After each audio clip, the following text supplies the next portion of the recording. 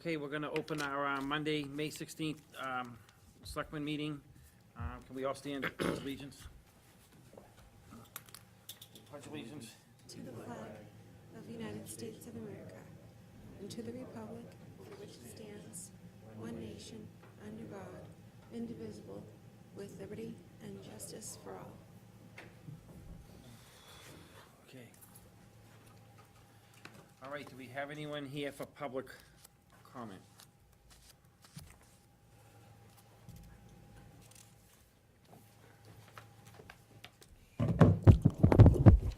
Derek Binding, Berrywood Lane. I'm here to discuss the Pines project, progress or lack of progress, depending on how you want to look at it. First of all, if anyone's been down there, there's concrete boat planks that were stacked up at a cost of over $100,000. A month and a half ago at the Selectmen's meeting, the meeting ended with, it looks like the boat ramp will not be completed. And my question is why? If you go back to September of 2015, we held a special town meeting to secure CPA funds to complete the Pines project for fields and the additional aspects that had to be completed. The CPA money was needed because the boat ramp funds at $125,000 were explained to us that it needed to be done between the months of November and April, and the planks had to be ordered soon. The planks, I don't know how long it takes to order planks and get them delivered, but they got delivered in March, in April, and by that time, the window to complete the boat ramp due to the sturgeon was missed. Is there any explanation? If the money was there, The only explanation I have is the one that the road commissioner had told us, that he had told us that the planks got ordered, couldn't get built in time, and that's why they were delivered later. I think it was the manufacturer's delay in that, not ours. For the planks anyway. That's what he was saying. And they Takes, didn't get them built in time, and they didn't come in time, so when they didn't come in time, they lost the season with the cold weather and the ice, and they couldn't do the project. it took 8 months, takes 8 months to order planks. Well, And once the sturgeon are in, you can't, obviously, they can't. well, work. I understand that's why the project, Yep. why it was halted, but, or not completed. But we had a special town meeting specifically to gain the extra funds from CPA to complete the other part of the Pines project so the boat ramp could be completed, because the planks had to be ordered. Well, I don't know. Someone either made a mistake or doesn't know what they're doing down there, because right now, there's over $100,000 in concrete planks stacked up. If they're not a hazard, I don't know what you call them. But they're stacked up there, and if you spend any time down there, people are asking, what are these things? And I said, that's $100,000 worth of misappropriated money. Do we even know if the boat ramp's going to be completed? We've been told by the road commissioner that they're gonna start on it in the fall. I don't have a date, I don't know if anyone here has a date, but I hadn't got a date. So maybe we can do is, we can ask him to come in and bring us up to date on it, and ask him to come in to a meeting and put it as an agenda item to have it discussed. I mean, it's disappointing, because that was a lot of work to have a special town meeting for a project that never got even started. Right. And so this is pretty much a two-part question, and I'll roll into the second part, which is the mooring field.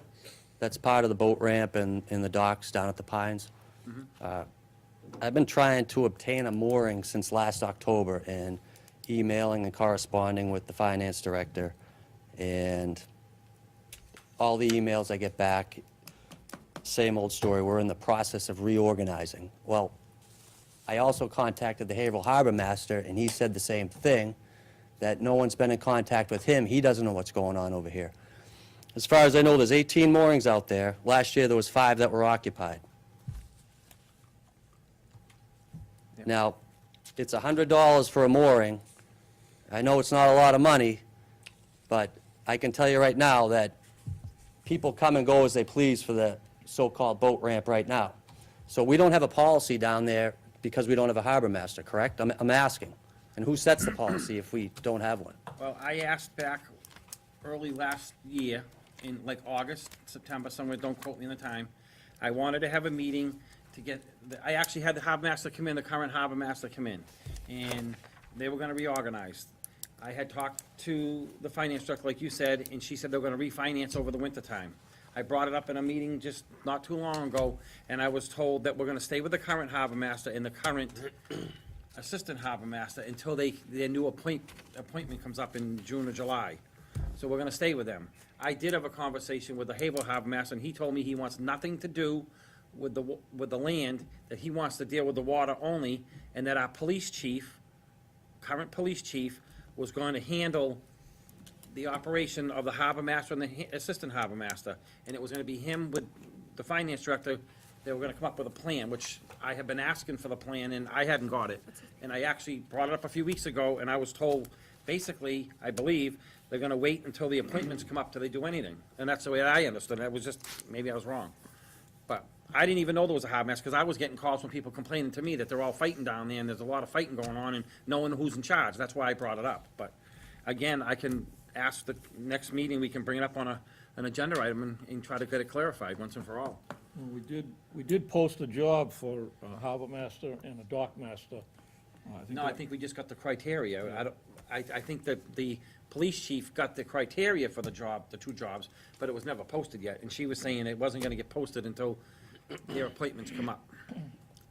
Right? Am I correct when I say that? Possible. Yeah. So the appointments come up in June? I think that's what she said. Was it June? July 1st. July 1st? July, Yeah. so, the boating season pretty much goes from Memorial Day to Labor Day, and you're talking in the middle of the summer, and there's been a year where nothing's really been done down there. I just think, Well, I can sit here and go back and forth with you all night. We need to have an agenda item. If the board wants to do that, we'll have an agenda item. We'll bring it up. We'll bring the agenda item up on the boat ramp and ask the commission to come in and talk about it. I mean, Maybe the I only police can get chief hearsay. I know. You know what I mean? And oh, I'm stuck I in the know middle of that. it. But you're like me, no one knows what's going on down there. That's in a politics. nutshell. That's politics, and that's what happens in politics. They tell you what they want, and they don't tell you what they don't want, I guess. I don't know. I'm just saying, I've asked the questions you're asking me, and we can bring it up as an agenda item, and I'll get the answers. I mean, you can come back in, we'll tell you when it is. When do we do that? Okay, so we'll get an agenda item for the harbor master, and an agenda item for the boat ramp, a schedule what's gonna happen down there. Is that Thank good? And Okay. as far as the delays on the project, I mean, I got it here, anyway. the highway commissioner's in control of the project. He said he'd install the boat ramp, so. Well, he didn't install the boat ramp, and he spent the money for the materials. I mean, it's, You know, we're elected officials, so is he, so, I mean, I can't make him put the boat ramp any quicker. I mean, I don't know what you want us to do, but if a deadline doesn't happen, yeah, I don't know anything about the sturgeon running, I don't know, you know what I mean? If he couldn't get it in a certain timeline, he couldn't get it in a certain timeline, but we don't have authority over that. oh, I'm not blaming it on the Board of Selectmen. It's just, That was for the boat ramp, if you yeah. can listen. Oh, I'm to for the me. boat ramp too, but it seems to me it's just another project in this town that's incomplete. I said it a year ago when I got elected, I mean, you multiply by 3 or divide by 3. That's just how long it takes government to do things, I mean, because it's fragmented system the way it is. It's unfortunate, but we got a lot of people involved in certain things, and there's all kinds of regulatory requirements, and it just slows down the process. I mean, if it were my business, you know, you can get something done quicker, but it's just not how it works, and it's I mean, frustrating. right now, I've probably got, Frustrating. in the last 2 weeks, I got 5 phone calls. When's the boat dock's going in? When's the Yeah. boat dock's going in? I don't have the answers. I can't get them. Well, nobody, you don't even know who to ask. That's the problem. You do. Who's in charge of that project is the highway commissioner. He's in control of it. He's the guy, the go-to guy. He's elected, he got re-elected, he's the guy that's in charge of that project. But, mean- but unfortunately, the way that position runs too, he doesn't have to answer to us. He's elected, he has to answer the town people. He does not have to answer to us. Well, when something doesn't happen, he doesn't answer to anybody. So we, as the residents, get asked questions, and Yep. Why are there $100,000 in concrete planks? And if you don't think that they're a safety hazard down there, I don't know what you call them, but they're piled up along that so-called boat ramp right now, and people don't even know what they are. They're watching a ball game, and I just don't know why you'd order something like that before you knew that you would start a project. I mean, that could sit there for 3-4 years. Who knows? We're Not gonna have be to, there that we're gonna way. have to have an agenda item and get those answers for you. I hope it gets done. So can we have an agenda item? And You got it? okay, It's all thank set. you. Okay. Okay, anyone else for, public comment?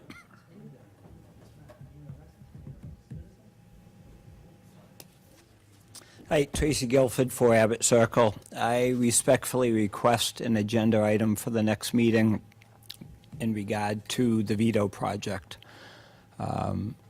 This project has also been something that has dragged out for an awful long time, and some of us would like some answers as to what the timetable is. It's been 3 years now for that project, so again, I'm not going to give you time to discuss with Denise.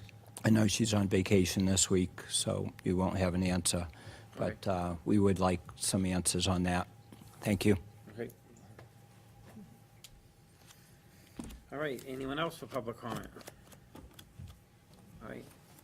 Okay, so moving on, Mike, can you do the warrants? I can read them, I can't Yep, approve them. read them for approval. Motion to approve payroll warrant number 1647 in the amount of $132,773.86. I'll second that. Any further discussion? All in favor? Motion to approve deduction warrant number 16-45A in the amount of $24,848.86. Any further discussion? No, I'll second that. Second, any other further discussion? All in favor? Motion to approve bill warrant number 1647 in the amount of $1,067,890.56. Second, I'll second it. any further discussion? All in favor? Yeah. Okay, thanks, Mike. Okay, moving on to appointments. We have an appointment of Doug Jelina of 116 Main Street, Groveland, to fill a Board of Health vacancy effective the remainder of the term vacant due to lack of the candidates at the annual election, May of 2019. Doug, I see Doug here. Doug is here. You want to say anything, or? I sent you a letter requesting to be Yep. on the board. Yep. Yep, read it. Mr. Chairman, Doug has done a great job as a representative to the Whittier Committee. I think he's gonna do a great job here on the Board of Health. And I'll make a motion that we appoint Doug Jelinas to the vacancy on the Board of Health till the next meeting, Anyone else want to, next election. anyone second that? I'll second it. Okay, any further discussion? So what's the time frame he's on filling until? He's the remainder of a term, Yeah, and it looks like to May 2019. yeah, I was just looking at, because I had a couple of dates on it. Nope, that's fine. No, I think, Until the next election, next right? election. All right? So, all in favor? Yeah. Thank you, Doug. Thanks for volunteering. Okay, so we have discussion and possible vote. Joe DeDemore to discuss the social media concerns.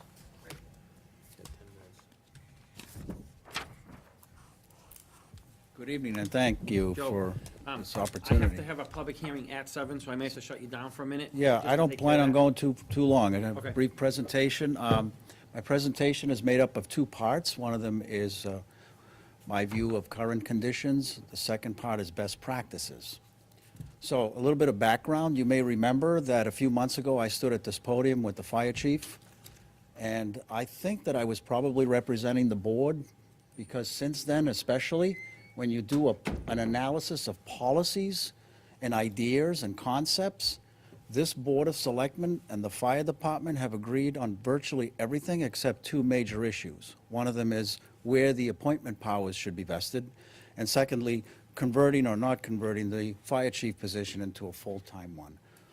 So it's been a great collaboration. When you really look at it, there's very little to see why there would be some friction between the Board of Selectmen and the fire department. Now, regarding the social media policy, I do believe that the chief does not monitor social media on a regular basis. We are Facebook friends. I've seen 2 posts from him in a year.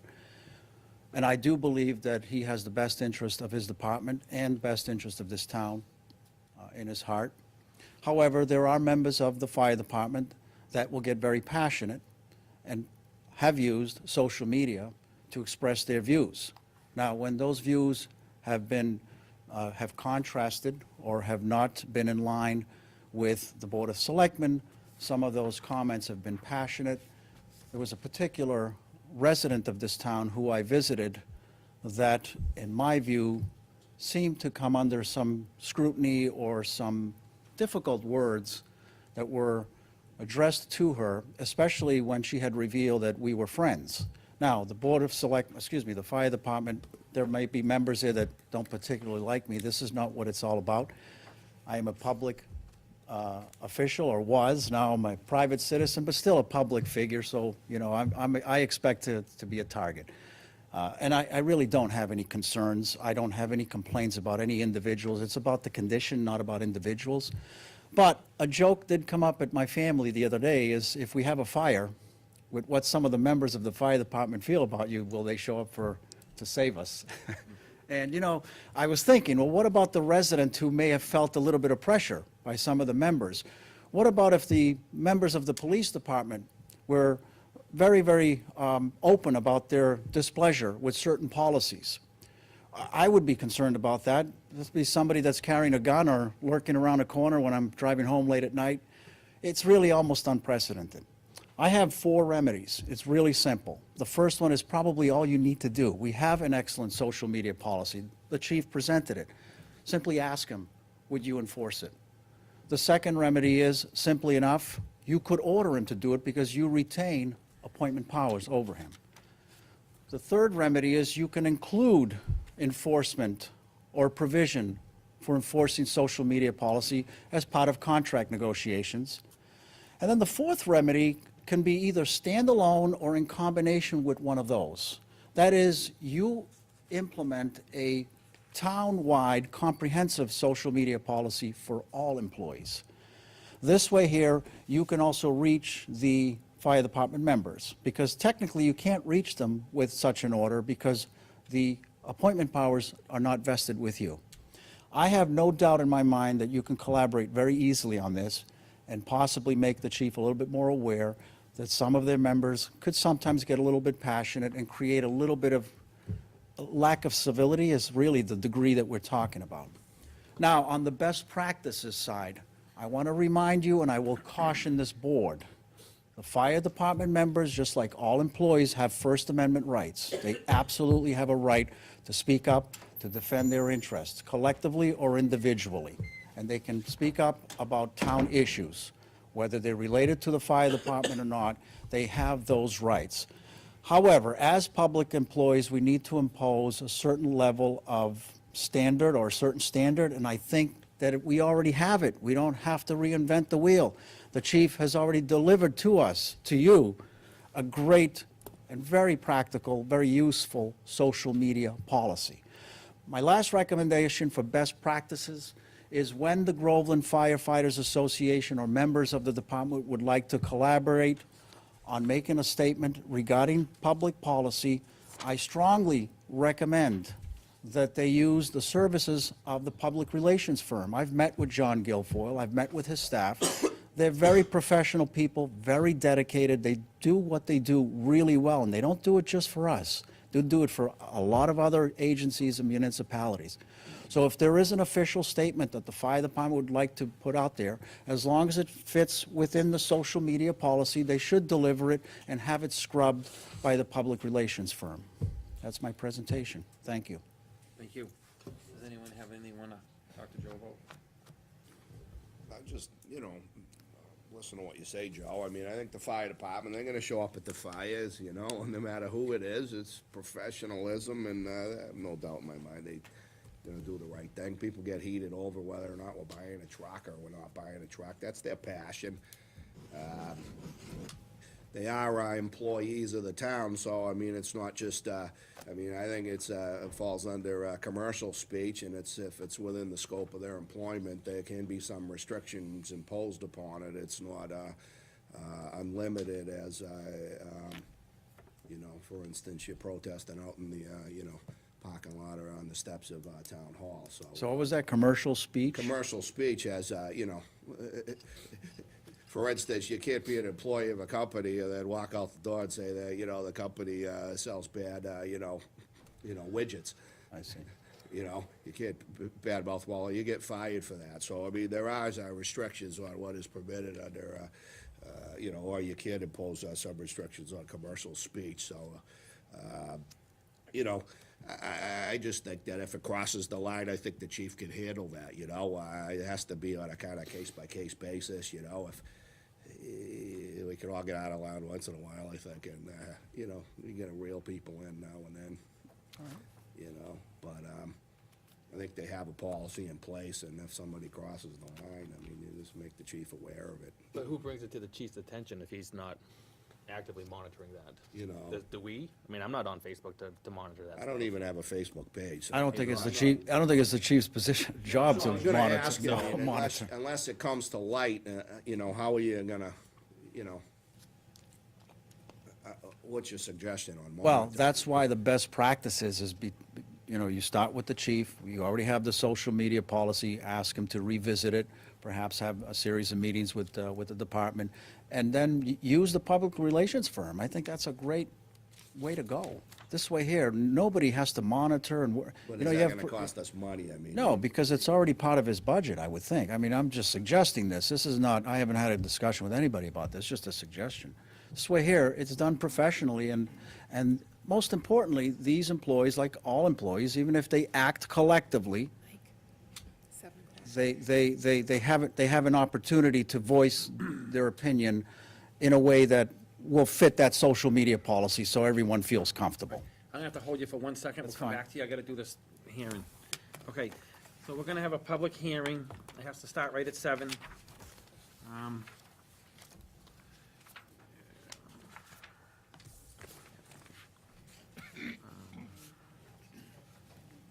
We're gonna open the meeting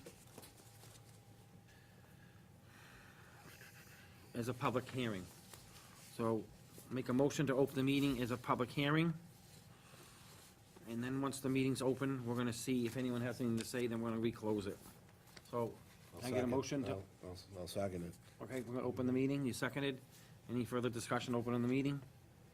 Okay, does anyone have any public comment on the hearing of the Verizon New England, Inc. Groveland Light Department requesting permission to relocate 3 poles, wires, cables, fixtures, including anchors, guides, and other such necessary sustaining and protecting features along the access of School Street? Abutters were notified.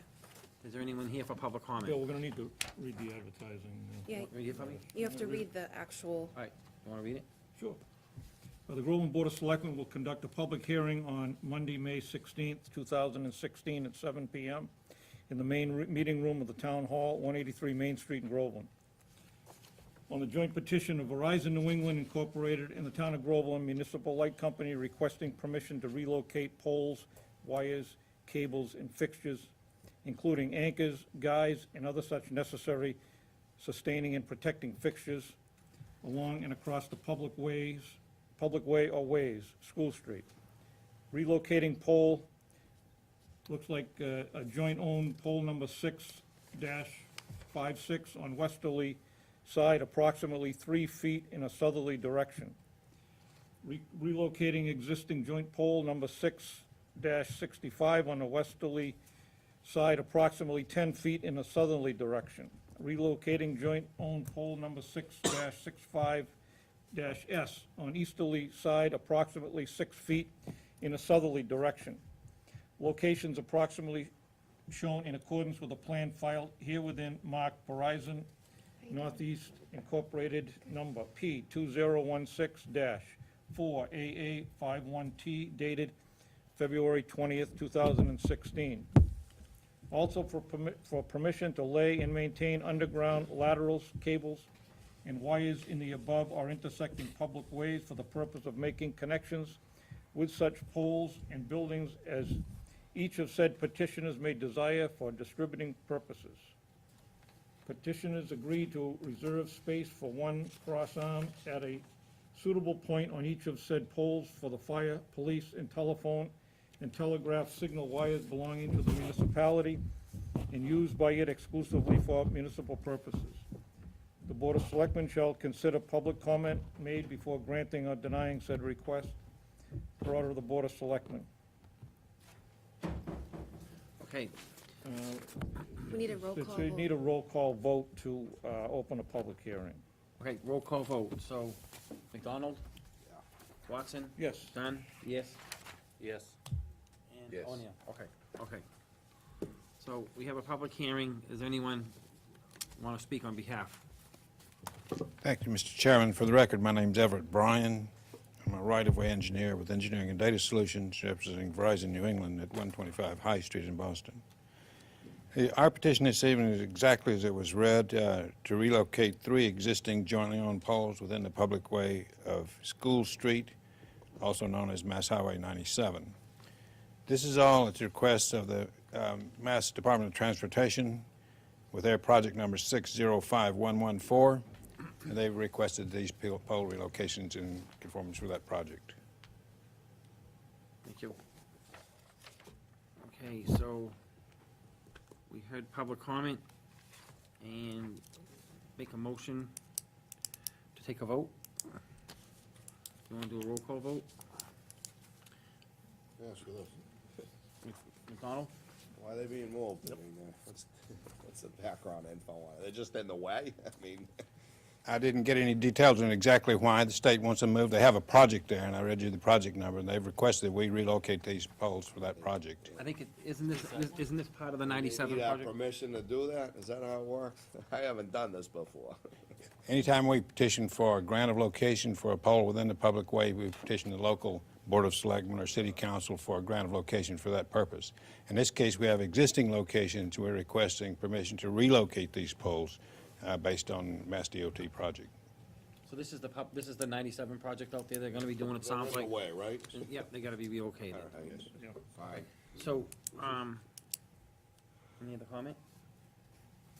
All right, so we'll take a vote. We need anybody opposed to it first. Anyone opposed? Okay.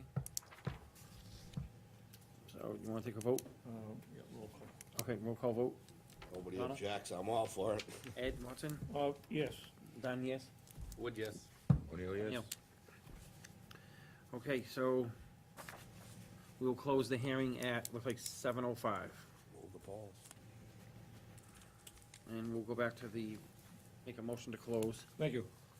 Thank you. Thanks. We're all set. Just like that, huh? Thank you, Mr. President. No problem, thank you. Okay, so we're gonna, go back to the public comment.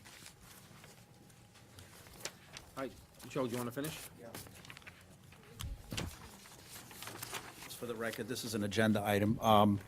So, 4 remedies: ask the chief, or order him to do it.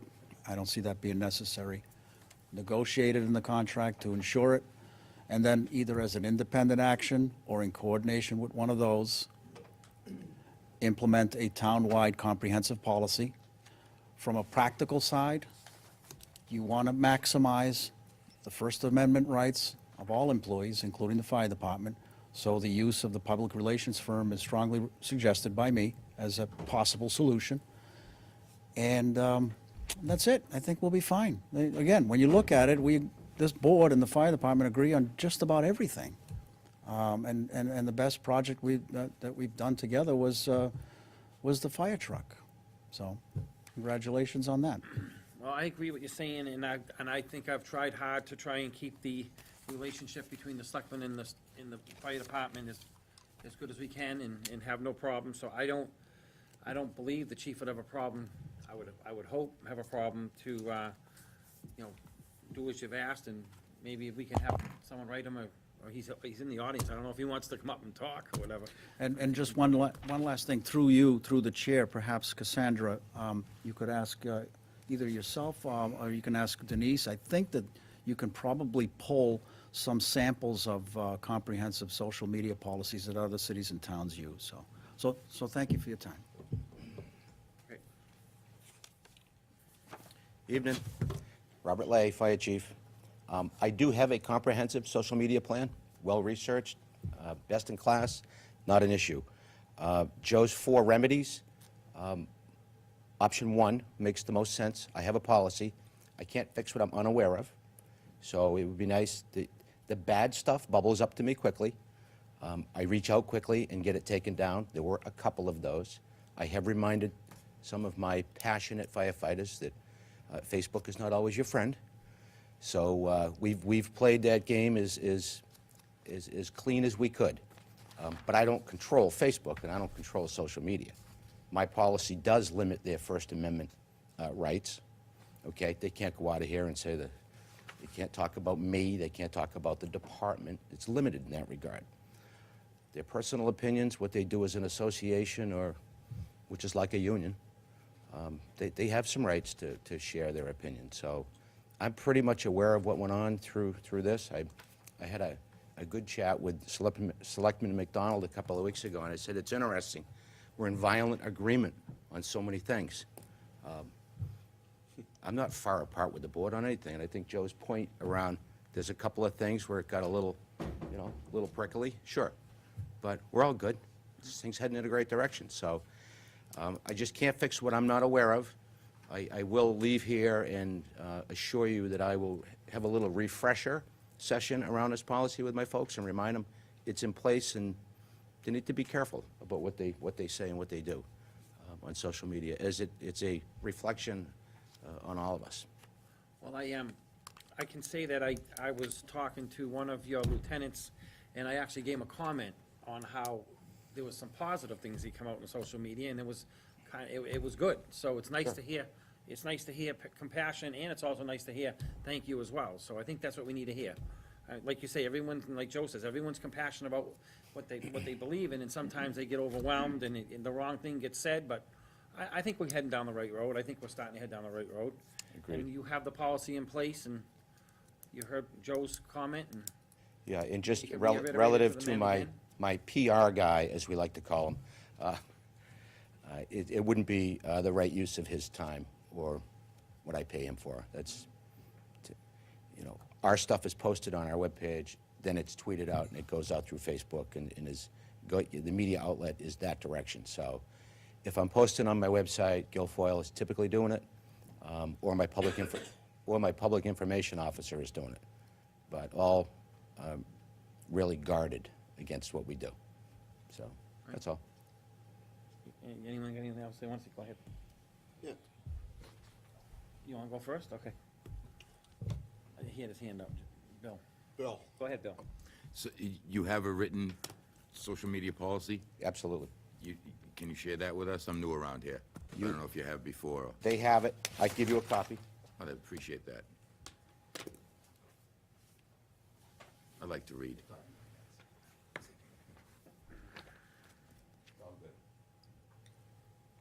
Are you good, Bill? Thank you, that's it. All right. Dan? Yeah, just, I don't mind criticism.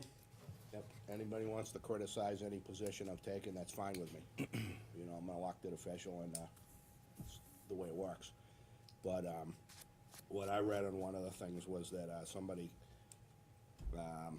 made a statement that, to the effect that the Board of Selectmen, thought that the new truck was for fun or something, and that was never anybody's position on the Board of Selectmen, certainly not mine.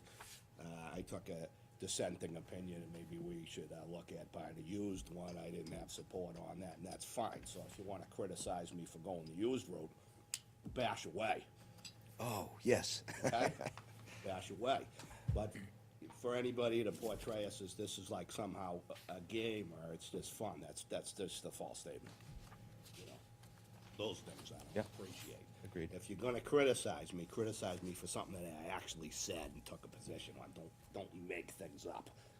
That's just how I see it. There's enough you can go at me on. You don't need to add stuff. Were you quoted? What's that? Were you quoted? No, but it's, you say, no, not no, but when you say the Board of Selectmen, well, which one was it? You know, it's ambiguous. It's like, you know, well, the guys at the fire department, well, which one? Okay. You know, so, you know, whatever. I can take it, you know. It's just, don't say things that aren't true. Well, you're gonna reiterate it to the department, say we had this conversation, Correct. and we're gonna be fine, I think. Yes, we are fine. I would hope. I mean, I don't see a problem right yet. I mean, I think it's, I'm glad Joe brought it up again. Nothing wrong with hearing it and understanding it. If I heard you correctly, any complaints should be directed at you? to Absolutely. you? Okay, okay. And then in a timely manner, and then you can address them. Absolutely. I've made myself accessible. Go on our website, my email's there, anybody, I get emails all day long. So, you see something, you have a question, let me know. Answer those full-time. Anything else? We good? Okay, all right. Go ahead. Thank you. See you at 8:15. I'll be here. Kurt Rashala, 16 Union Street. I just want to point out the fact that portraying the fire department as not willing to respond, no matter what people's opinions are, I just take great offense to that. Joking, not joking, if you want to do it in the back rooms and joke about it, go ahead, we can't stop you. But to bring that up, and Mr. Demore brought it up, in a public forum where other people are watching, I just think it's, at best, bad, at worst, tragic. I just think it's a ridiculous thing to say. The fire department is here to serve. The fire department does not take into account who you are, how much taxes you pay, if you're a resident or not a resident. We get called, we show up, we do our job. And I think it's very offensive. That's all I have to say. Okay, so I think we're all set with it. Joe, did you have any part? You're all set? You good? Okay. All right. Go ahead.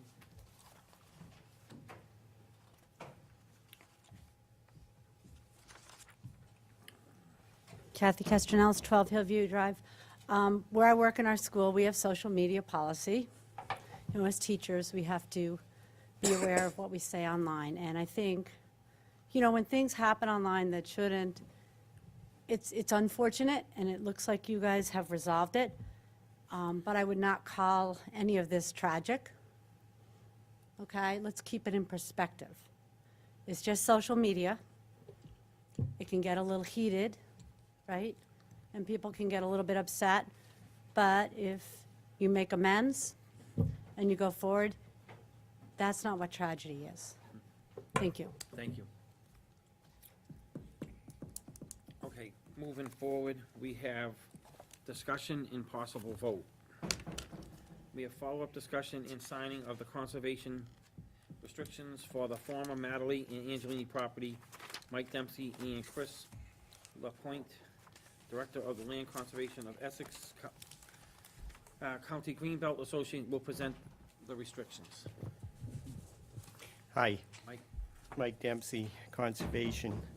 So we were here a couple months ago, brought forward the conservation restriction that's going to be placed on the former Mattingly and Angelini properties that town purchased with CPA funds, received some grants and a few other things that require that we have a conservation restriction placed on the property. So we presented that to you. We asked at that time you to look at it and also get back to us on questions, which we did receive some questions and responded to those. So tonight, I think we just have a few brief things to say. I know that Jim is here from the water department. He wanted to say something, so maybe I'll turn it over to Jim first.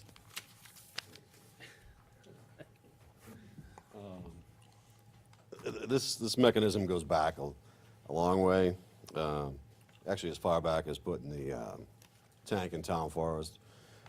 As far as mitigation goes for that, we donated $100,000 towards Angelini's property. The solar field had to be mitigated. That contractor posted $120,000 towards National Heritage. That money could have gone exterior to the town. It didn't, because we did some of these projects. The restrictions are what they are. We have one existing at Town Forest right now, very, very similar, very much the same thing. We're certainly in favor of it. There's a couple of caveats that go through that allow us to put a sewer main in there if the Board of Selectmen or whatever may happen with the rest of Bussing's property. Allows us a couple of accesses for wellheads, one closer to former Madeline and one at Angelini's. So there's some caveats to it that are pluses as well, and the restrictions are for those two pieces. Okay. Question I had is, well, not question, but just to reiterate for the people watching, the land we're talking about is the two pieces of land that were purchased through money, CPA, whatever. correct. And that land was set aside for the two wells, possible well sites, if we needed a future well in the town.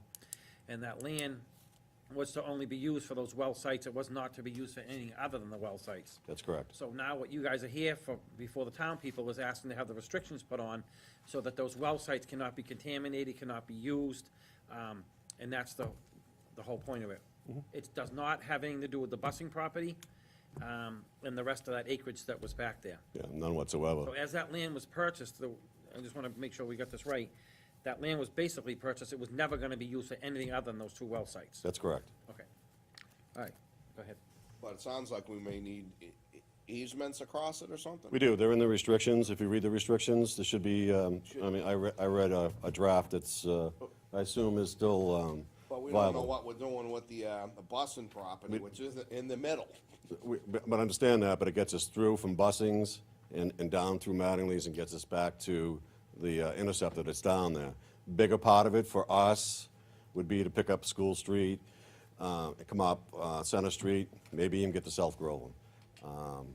But it's there. It needed that needed to be in this agreement. We felt it was important, not only for the Water and Sewer Board, but for the town or any development on busing property that may or may not happen. That would be strictly, I would think, something jointly that we may want to look at in the future. I mean, should we wait until we find out what we're going to do with the Busing property? I mean, is there going to be some, No harm, no foul. You don't use it, you don't use it, but it's there. So Dan, I think what they're saying is, I think. For us, it's monetarily probably not feasible for us, the town, for the Groveland Water and Sewer to put that in. Financially, it doesn't make sense. Not enough residents to help with that. It certainly could help Mr. Bussing's old property, or whatever the town may want to do with it in the future. Plus thing about it would be, you could do some construction in there. Having the sewer would help development. It would help with the aquifer, it would help with all that. but if there was service requirements to the Busing property, say, Yep. and we were gonna use CPA funds if we no longer own that property as it's owned by It's in here. this other entity, would that still qualify for use of those CPA funds on something that we no longer own? I mean, Mike can speak to the legality of that part of the project, but it's written as an easement in this document, that we can do that at a later date. Yeah, the conservation restriction doesn't change the ownership of the property. The town of Groveland owns the property. The only thing that the conservation restriction, it puts restrictions and it allows what can be done with the property by us. And Essex County Greenbelt serves as the monitors of the conservation restriction. So when a conservation restriction is in place, you have to have a neutral third-party organization. That's what Essex County Greenbelt will be. So it's up to them to make sure that those things are either allowed or enforced. So if we want to put a sewer line in and we have, we're gonna build something over there with CPA funds, we certainly can do it. It's specifically, that was working with the water department, made sure that that was put in there along with the well exploration, the potential placement of the wells and also protection of the wells once they were put in. So all of that is already put into the CR. When was the last time you were in? When you first time you came in, was it like a month ago, 2 months ago? That was like 2 months ago. I think it was back in March. Okay, so if I remember correctly, this is 2 months ago worth of reading, that the restrictions were pretty adamant at the beginning, and then throughout the document, they lessened and gave us freeway to do some other things, and lessened as the document went on, right? Right, And I think I responded with some questions that I think were answered. yes. But, I mean, as long as we're not gonna be held to not being able to do anything down there with that land, for the town, or whatever we decide to do in 5 or 10 years, who knows what we're gonna wanna do with it, then I don't see a problem with it. But I think, are you talking about Bussin', or are you talking about the well land? Well, Bussin's property. Yeah, we're not, this isn't anything land to they're do with talking about, I that. don't think we can do anything with. right, but, I mean, there's But some, we could use it for the access. Right. And that's what I wanna make sure, we have that access built in there. I don't wanna go sign these documents and then turn around and say, hey, no, we don't have the access to bring the pipes through there if we wanna do something. Oh, yeah. I wanna make sure that's built in there, that we know we can go ahead and we have the access, and it's in that document saying that if we wanna bring a sewer line, water line in there, come through that property, get into Bussins, we're good, that's all. If we need town council to do that or whatever, I don't know, I mean, you tell me. I mean, No, we'll have the right to do it. It's built in there. And the other good thing is that, it's unusual, somewhat unusual for a conservation restriction to be as vague when it comes to water lines and sewer lines. Usually, you have to, either they're already there, or you have to have on the plan exactly where they're gonna go. Says But, where the sewer easement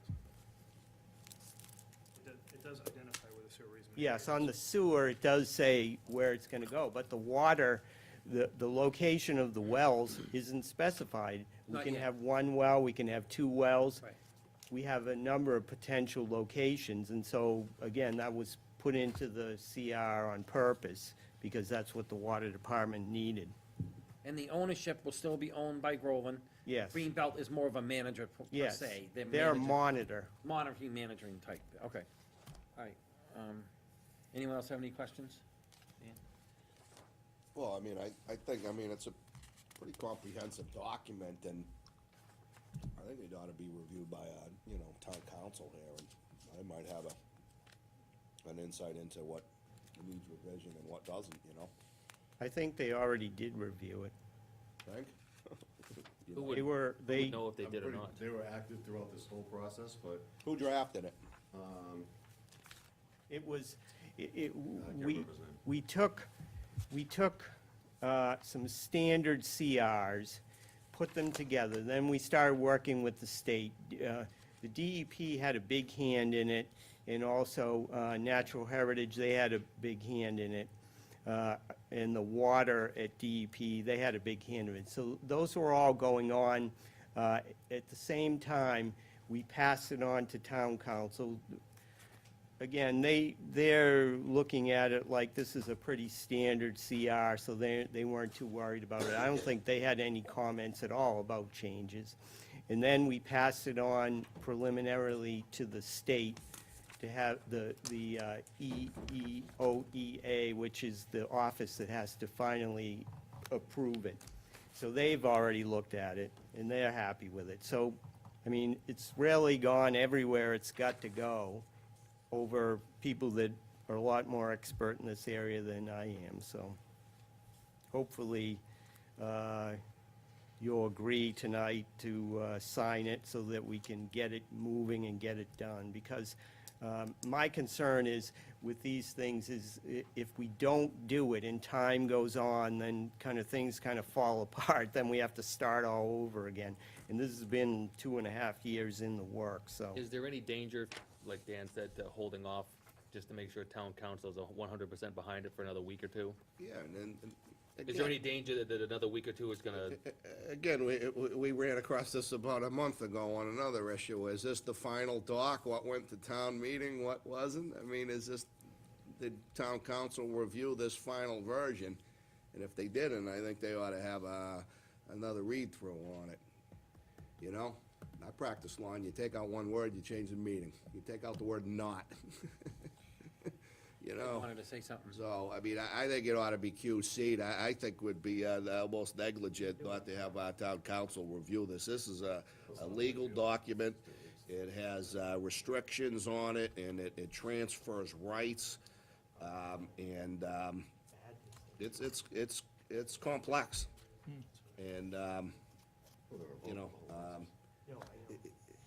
I think that's what town council's for, you know? I mean, we're not gonna back burner it for 2.5 years. I don't know why it took that No, long to I'd begin with. give it to him and then next meeting, if it's all fine, then we can vote on it. If we send it over to town council and they say, yeah, it looks good, it's all standard, it's just, we have, you know, like you said, Mike, I mean, we need the right to have walking trails in there and some easement hookups, and we don't wanna give it all away. Right. It costs the taxpayers in Groveland, how much money, Mike, for the $2 million?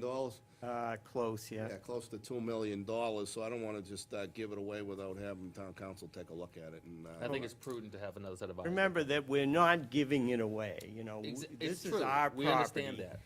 And all it is that these, because of the funding that we got from CPA, from the national parks, and the water department and DEP, you know, it requires this type of restriction to be on there. And again, because the wells are there, that's a good thing, because the protection for the wells is already built into it. And, you know, we certainly want to do that. I know the water department does. So I think that, you know, if it would make you happy to have it, if town council could quickly review it, get it back to you, and then they could say, yes, you should sign this. I then- think it's prudent that we do that. I mean, I could read it and understand it from my point of view. Sure. But from a legal point of view, it Yeah. might mean something totally different. Right. Ed wants to say something. Go ahead, Dan. I'll yield it, Dan. we talked, thank you, Ed. Is there a need for any other types of easements? Are we gonna need electrical utility easements? Have we looked at all ramifications of where we may end up on this, and then have to go back and say, well, we overlooked something, so. I think it's been beaten to death, to be honest with you, but it's, to tell you how this thing even started and how it got to. I know, but it may have been beaten to death, but it wasn't in this No, office. and I understand that, and if I was sitting in your shoes, I would certainly send it to town council. You couldn't possibly follow what this whole thing's been about. For me to- I would strongly suggest you do that. Every CMR on this and read it, I mean, come on.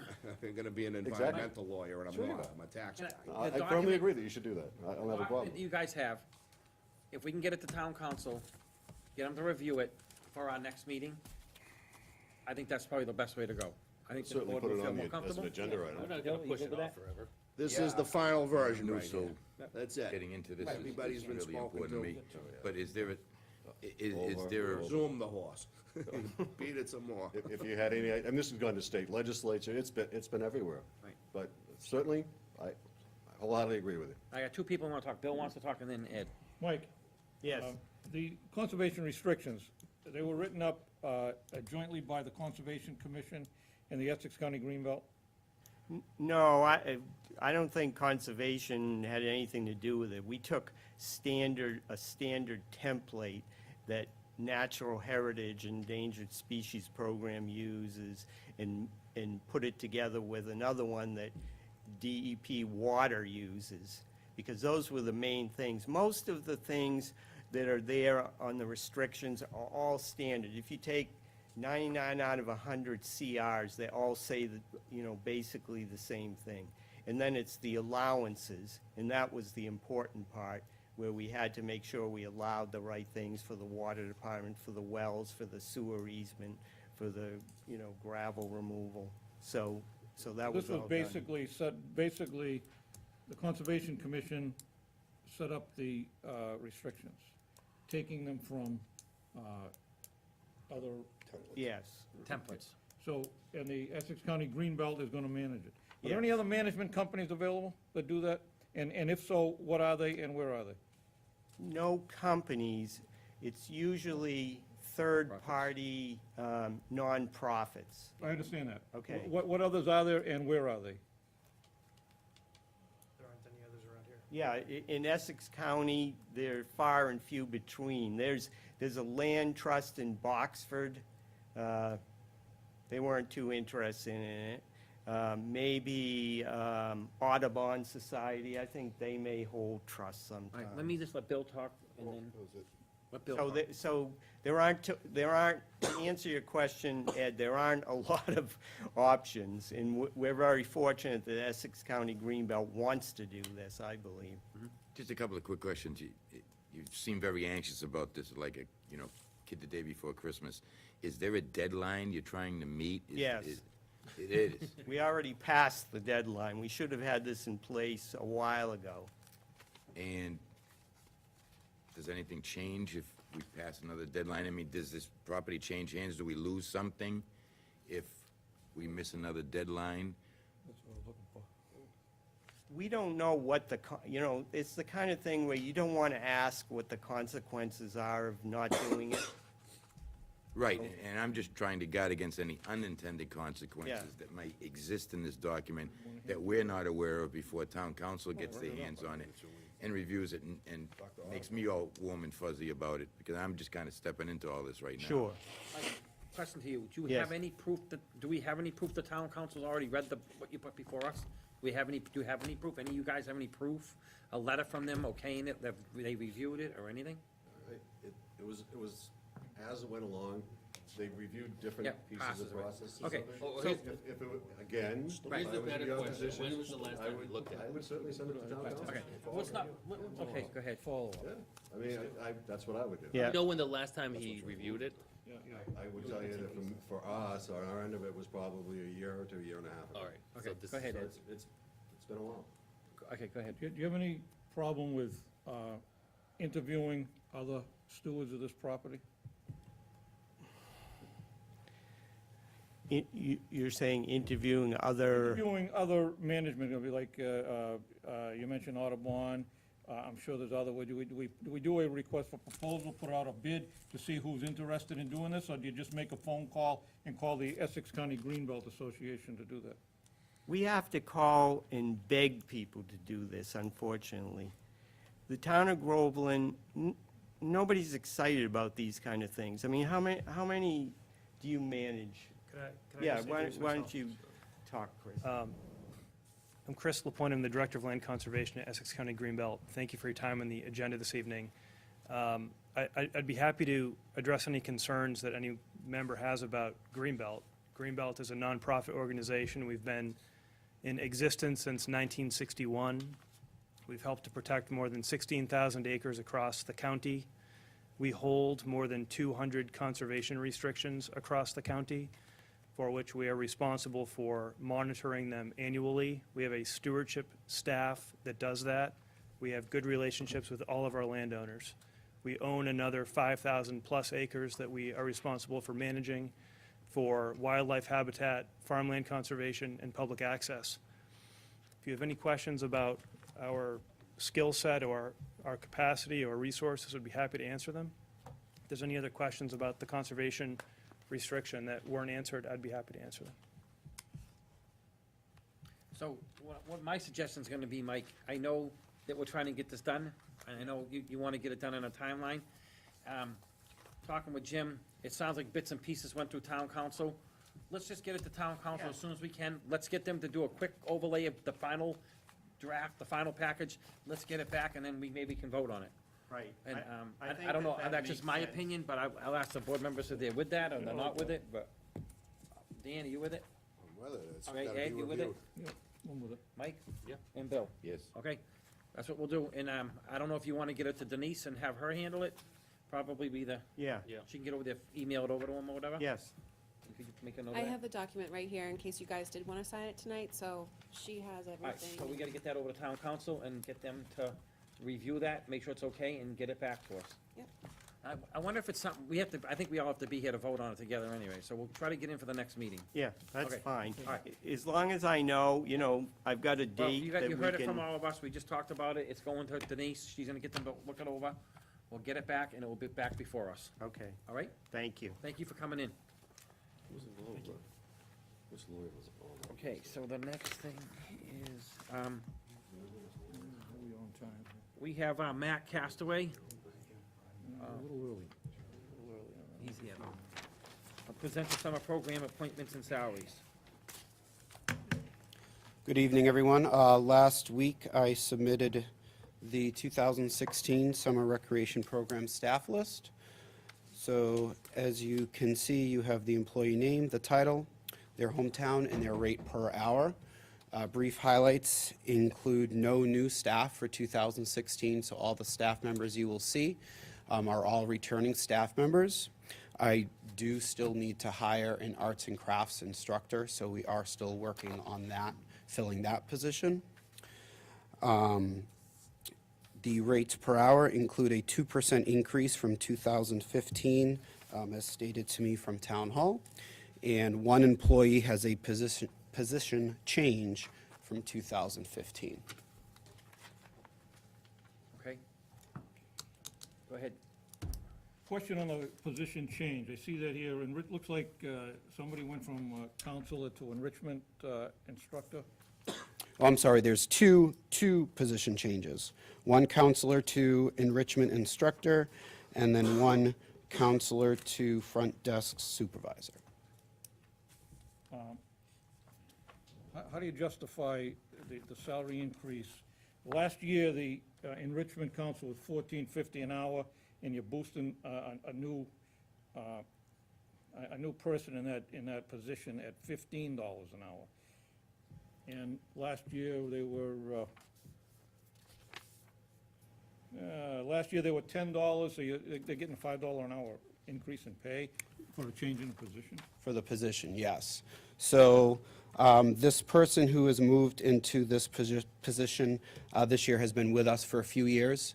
The person that was in the position last year was only with us for that year. That was her first year. So the person moving into that position has been a counselor with us for a few years, and then also she is finishing up her education degree at Salem State University. So that was my reasoning for the $15. Can you So look at that and lower that? If you lower it, for instance, let me get into this. You mentioned earlier that you were short of funds, that you didn't have enough funds to do all the programs that you did last year? well, with the cap, Right. that limits us with our field trips, for example, yes. Maybe relooking at the assistant director at $31.11 an hour seems excessive to me, up from $30.50.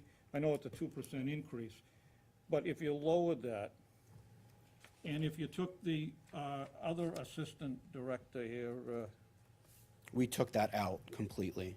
I mean, a front desk coordinator at $15 an hour last year, $23 an hour, $15 an hour for a front desk coordinator.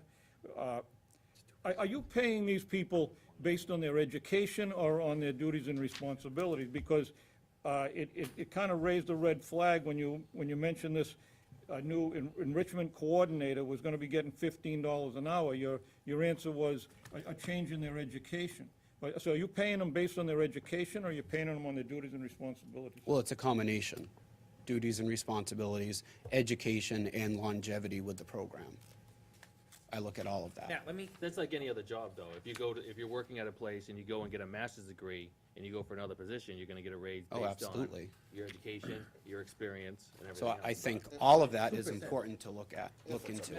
Matt, can I ask you a question? There's other programs in the area, payroll, whatever. How do our positions compare to their positions, pay scale-wise? As far as the counselor positions, some programs are about where we are, some programs are actually higher. Some programs start their counselors at $10 an hour. So our positions are all comparable, we're Yeah, not. I mean, we're quite elaborate in the program that we offer, compared to surrounding communities. Right. So as far as some of those other positions, like arts and crafts instructor, the enrichment coordinator, most local programs don't have those types of instructors. I don't have a problem with that. What I'm saying is, if, I'm just saying, I'm not trying to pick on people, but I'm just saying, if, let's just say Haverhill had a, I'll pick on you, a director, and Groveland's paying you X amount of dollars, and Haverhill has one for half, and Raleigh has one for half, but Groveland's paying more. When I'm asking you, we're pretty much in line with everybody else. My research shows that, Okay, yes. that's my question to you. You wanna say? Yeah, I mean, it used to be, and I don't, how many years have you been in the program? This would be my 11th. Prior to you, it was Mr. Day, is that who was in there? Yes, yep. Used to be, from what I was informed, it used to be a stipend for the director. I don't know if it was for the assistant director.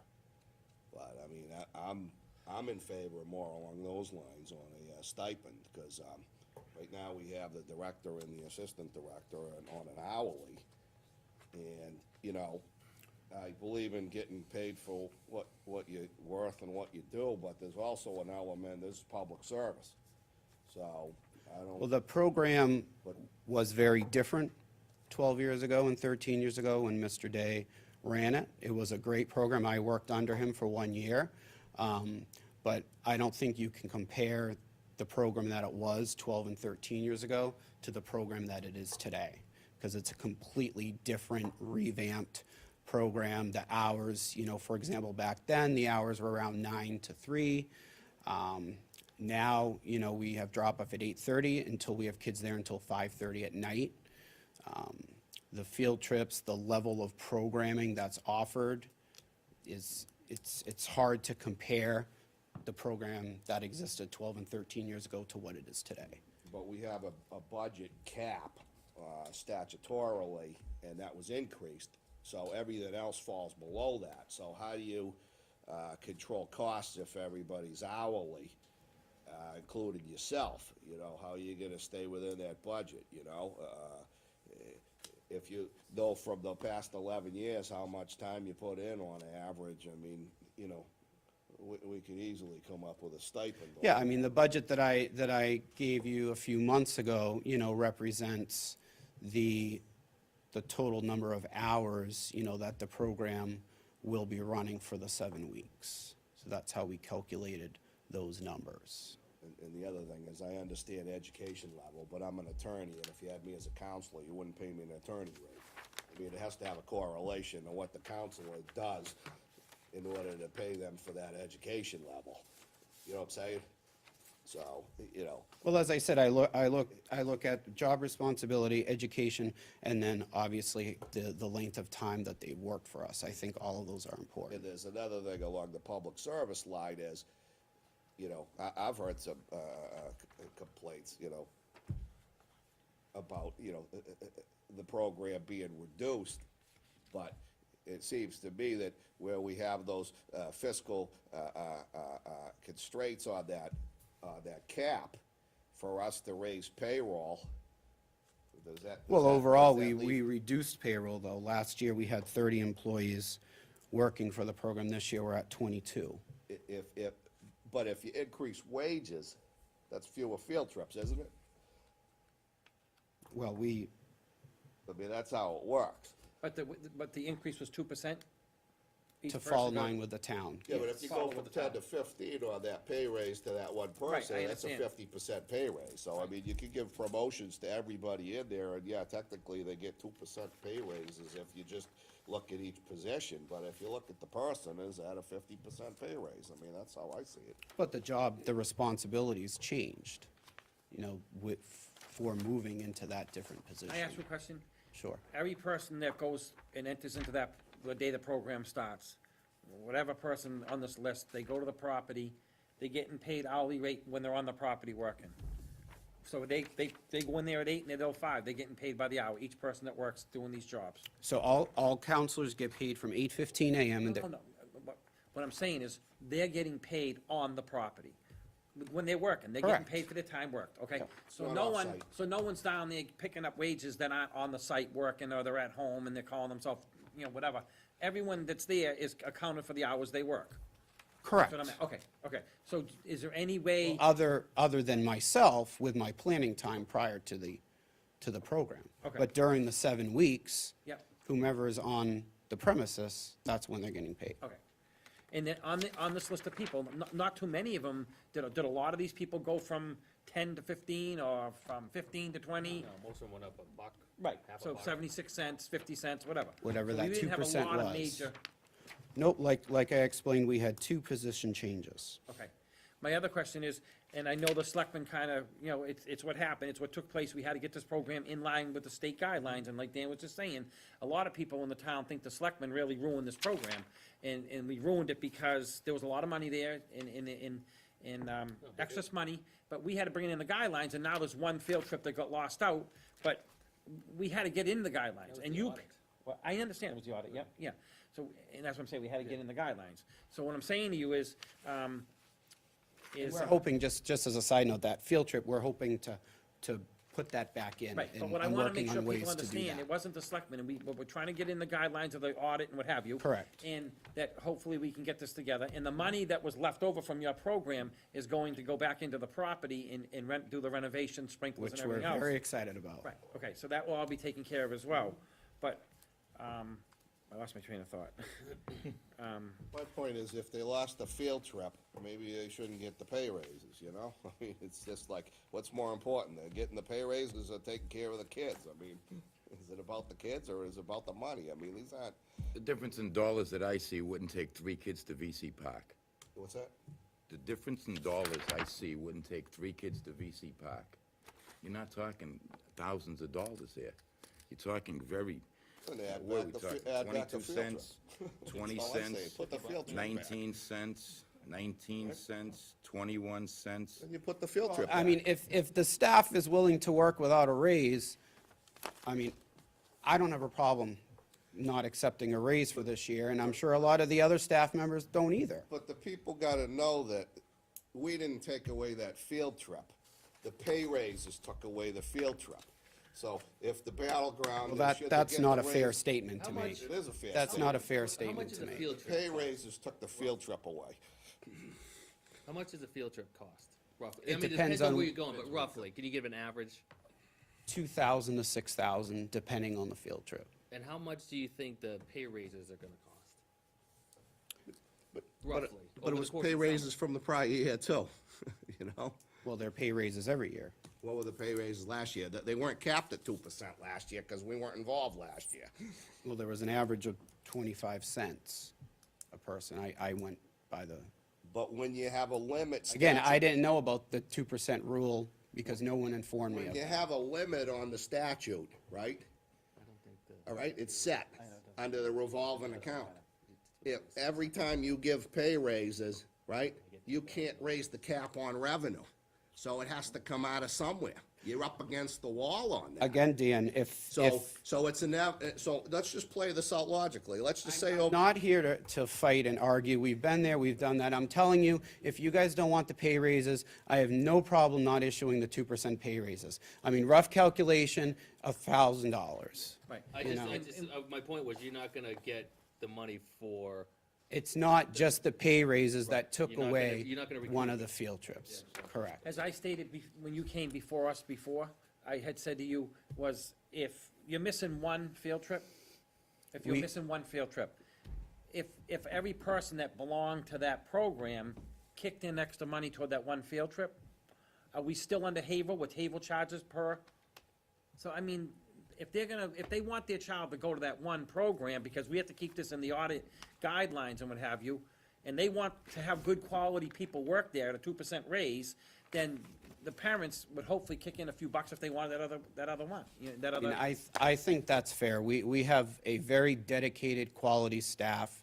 I mean, members of the community report to me all the time how lucky their children are to come to our program, and the parents feeling safe, that, you know, knock on wood, we've gone on pretty elaborate field trips. No one has ever gotten injured, no one has ever gotten lost, and I always attribute that to the quality of staff that works for the Ed program. wants to say something.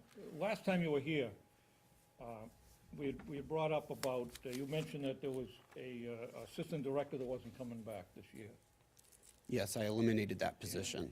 When we asked about, at that time, about eliminating it, you said it would detrimentally affect the program if you didn't hire the second assistant director. What happened between then and now?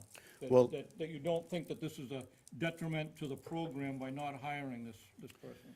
If you look at our enrollment numbers, we're capping this year at 175 campers and 25 CITs. So that's about 40 to 60 children less than last year.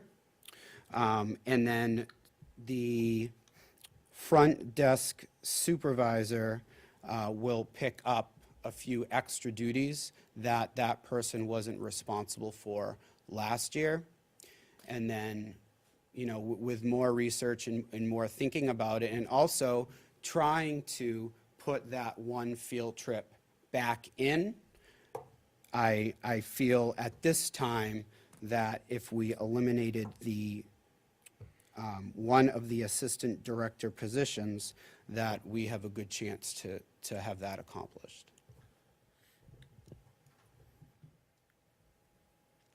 And, you know, again, rethinking the enrollment and knowing that that number is lower this year, that was my primary thinking for that.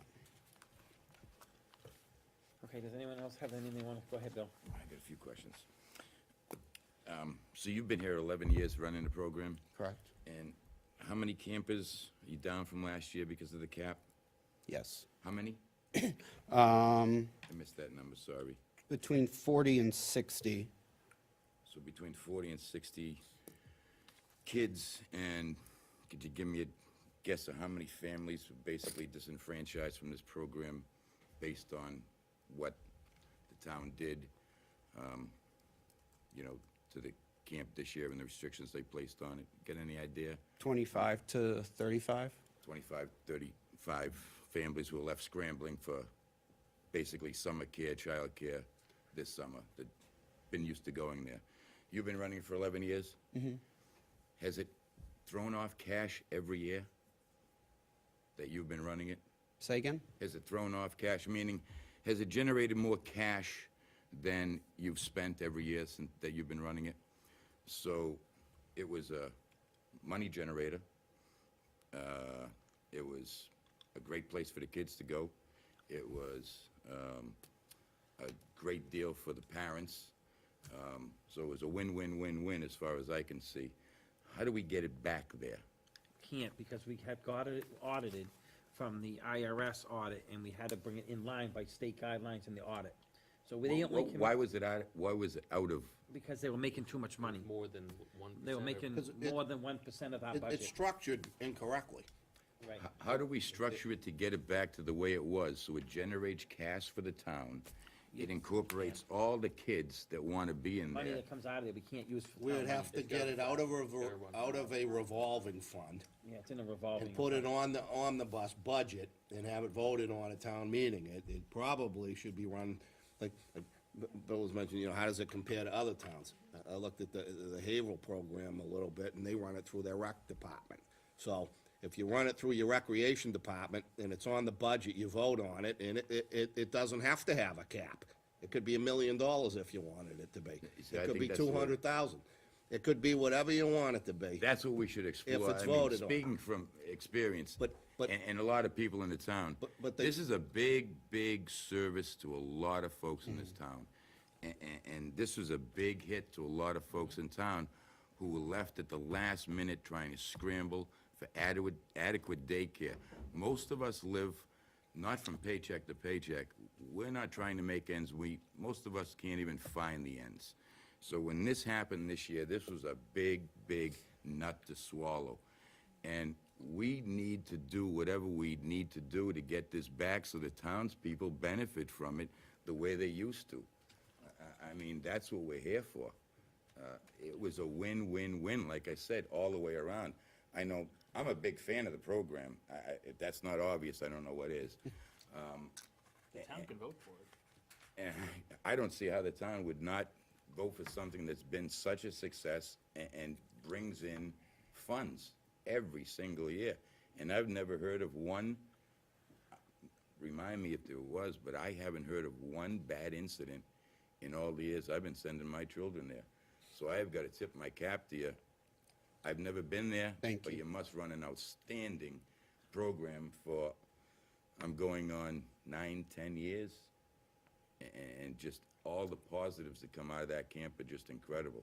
And I'm not sure how you can cut a couple of salaries for 20 cents and 19 cents an hour here and get the kind of field trips that you were offering in years past. They were outstanding. And we pride ourselves on offering a quality program. I pride myself as making sure that for the last 11 years, we offered the best possible program for this town.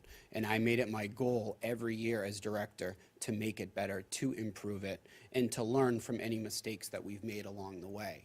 I think you've done a So great we job. Now, are, I think we we are need to here find a for way the to get it kids, you know, back. 2% raise or not, we're here for the kids. I think we should And if we- definitely explore that. Number one, we need to move forward to let the program run this year, like we said before. We need to, I mean, that's gonna happen. We've talked about it. We're here earlier in the spring, we talked about it. Program needs to go forward. If we wanna turn around as a board, and with you guys and your board, again, if you guys wanna change the program and we wanna make it so we can put more kids, like Dan just said, it's gonna have to be a whole structured new thing, because as we all know, the way it was structured before, it wasn't right. Yeah, you can't have it run through a revolving fund, which is, it's off books effectively. I understand that. So But there's gotta be a way to do it. So it was done that way for 10 years. And it I'm not comes up- saying, and I'm it not come saying up it in the was right. audit report for 6 years in a row, and it was overlooked And I'm and not saying it was ignored. right. You know, just And- because it was done in the past, Dan, we've talked, just because something was done in the past doesn't mean it was right. But can we make it, can we find a way, can we explore a way to get it back to the way it was? Because it's a huge benefit to these townsfolk. I think Kathy wants us to You talk just real add it to the budget, but you need a rec department to do that. You need quick. someone to We don't have a manage rec it. department. Go ahead, Kathy. Hi, Kathy Castanes, 12 Hillview. When Mr. Day started this, I think I was probably on the Finance Committee. It was such a long time ago. And it was so small that all it needed was a revolving account. And then it just took off, and nobody really knew this would take off like this. And I think you just probably need to make it a budget. I don't think it's that big a deal to take it and make it a budget in the town hoping budget. not. So, and then, you know, it could be everything you want it to be. But I mean, honestly, nobody did anything wrong intentionally. It was a small, tiny program when Mr. Day started it. So it was in a revolving account shuffle. to let it just go, you know, let it just take off, and now it's, Fortunately, it got caught when the town got audited, so we had to bring it back in line. you know, that's usually how we find our mistakes, all right? That doesn't mean we can't rectify it and do what Yes, Mr. O'Neill but- was saying and get it not into the this right summer. track, to get it Yeah. back legally Right, to not where this we summer, want but- it, right. Right. You know, next But- time, if we can get these 40 to 60 disenfranchised kids and the 25 to 35 disenfranchised families that were left out in the cold this year, back next year, plus a couple more, everybody wins. Nobody loses in that scenario that I can see. Right, and also just to say, I mean, I know that you don't necessarily have to buy credentials all the time, but when you see a young person who's gone through the education, I assume, to become a teacher, I'm a little biased because I'm a teacher, they're going to be well-trained to look after the children and to plan an enrichment program, and you can't just hire someone to do that necessarily. So, thank you. Yeah, no, thank you. So Dan, so we're gonna have to go and get a whole different, we're gonna have, I mean, because you know more about this. Well, we'd have to vote on, like, it's as simple as what she said. I mean, we'd have to add it to the budget. Right. We could do it at special town meeting in advance. Right. Would have to appropriate funds again. But the catch to it is you'd have to budget for the revenue source. Right. So. No, I'm I'd saying, ask Denise there's how no we way have that, to there's no budget way, for that. there's no way that the program, people can give money in toward the town. Like, what I'm saying is, it would have to be something the town would have to pay for. We can't keep taking money in from the individual families to pay for it, because it would fall back right where we are now. No. If it was a say you had on the recreation department line item on the budget, you vote on it town meeting, Yep. whatever. You want your budget to be 200, you can get everybody Oh, I know what he's saying. Cadillac I know what he's service. saying. It's his Everything money everybody in coming town in, but wants, the don't budget's leave there. out I at got one it. person. Okay. You can do I that got with it. what, 200? Oh, absolutely. $180, what was it 180, before? 180. 180. Okay, I got you. Budget it for 180. I got you. we get all the expenses, it's reviewed through finance committee, it comes to us. Right. Same deal, it's just another department. Okay, so why don't we go for that? And then there'd all be seasonal employees, which I ran by Denise, they apply for that exemption, so they're not eligible for Yep. benefits and unemployment and additional costs. So the fees, Dan, the fees can still be collected Right. through the town with that? It would have to be on the budget, yeah, that's a formal process, it'd run through a department, it would go through Denise's office, I mean. So it's the more like the accountant's cemetery, the department. money from the graves come into the town and Yeah, yeah, all that, okay. same thing, so it would be the same idea. Okay, well, we can look at that And for he next would- year. And he would set up a budget on. Right, and right. present. You're right. Right, That's a line item, it's accounting. Yeah. all right. So I guess we can So have why that don't we come up with that conversation. last fall? Nobody asked me. Well, we didn't, you know, hindsight's 20/20, if we know that was gonna be 25 people cut, probably could've got it in 2 weeks ago. Yeah. There's 25 families, Dan, it's 40 to 60 kids cut. That's, We're gonna have we're hopefully gonna have I don't know if we can get it in this timeline, What are but we gonna do, have special town meeting next week, no, I squeeze it mean, in? We're gonna- at this point, I No, think this it, year's already gone. I think it's No, but- water under the bridge, and it's one of the unintended consequences of what we found out that maybe didn't have enough time to be well thought through or whatever, but it is what it is at this But point. Dan, sorry, If we can fix it. we're supposed to be having a special fall town meeting anyway, maybe if we could get it done by then, we could get it in the fall town meeting, Get and it that up would for- really help drag people into the meeting, Get it up for next season. if not, it would Yeah, have I to be mean, spring. because theoretically, I mean, we begin planning January 1st, you know, so. So then we need it on special town meeting, so we can be ready, it'll be a Right. line item, a budget, Right, you know? okay, so do you wanna put this down, I know Ed wants to talk one more piece here, go ahead, Ed, and then I'll, Matt, just so that I got it clear in my head, you've turned down 40 to 60 people that have applied for admission into the program? At the present time, no, it wasn't that How many of you, high. how many have When I applied? said the 40 to 60, that was the difference between our cap this year and how many Okay, let's- children we had Let's rephrase it a last year. different way. How many people applied for the program this year that you had to turn away? Right now, we are in the low 30s, So you've turned 30 people away. correct? All from Groveland? All from Groveland? No. How many Grovelanders? From Groveland, just CITs. So that was about 15 to 18. 16 to 18 what? 15 to 18, Groveland people that applied for the program that you. just Groveland. How did you pick who was turned down and who was accepted? It was It was first come, first served until we reached our cap. capped? Yep. okay, so, do you guys wanna turn around and have this on a future agenda item to talk Bill's about? got another question. Okay, go ahead, Bill. Once you were capped, did the website shut down and not take any further requests? We went to a wait list You for went the to a wait list. CITs. For CITs? Yep. Did you go to wait list for campers? Yes, You did? but we are just reaching the cap now. So right now, the number that I just gave to Ed is CITs. Or just Okay, what I was CITs? looking at was, are there any of the counselors that were on the staff last year that were turned down this year? No, Okay, so these were all new people. The counselors that you had last year, some of them just decided not to come back. So you Correct. did it through like attrition.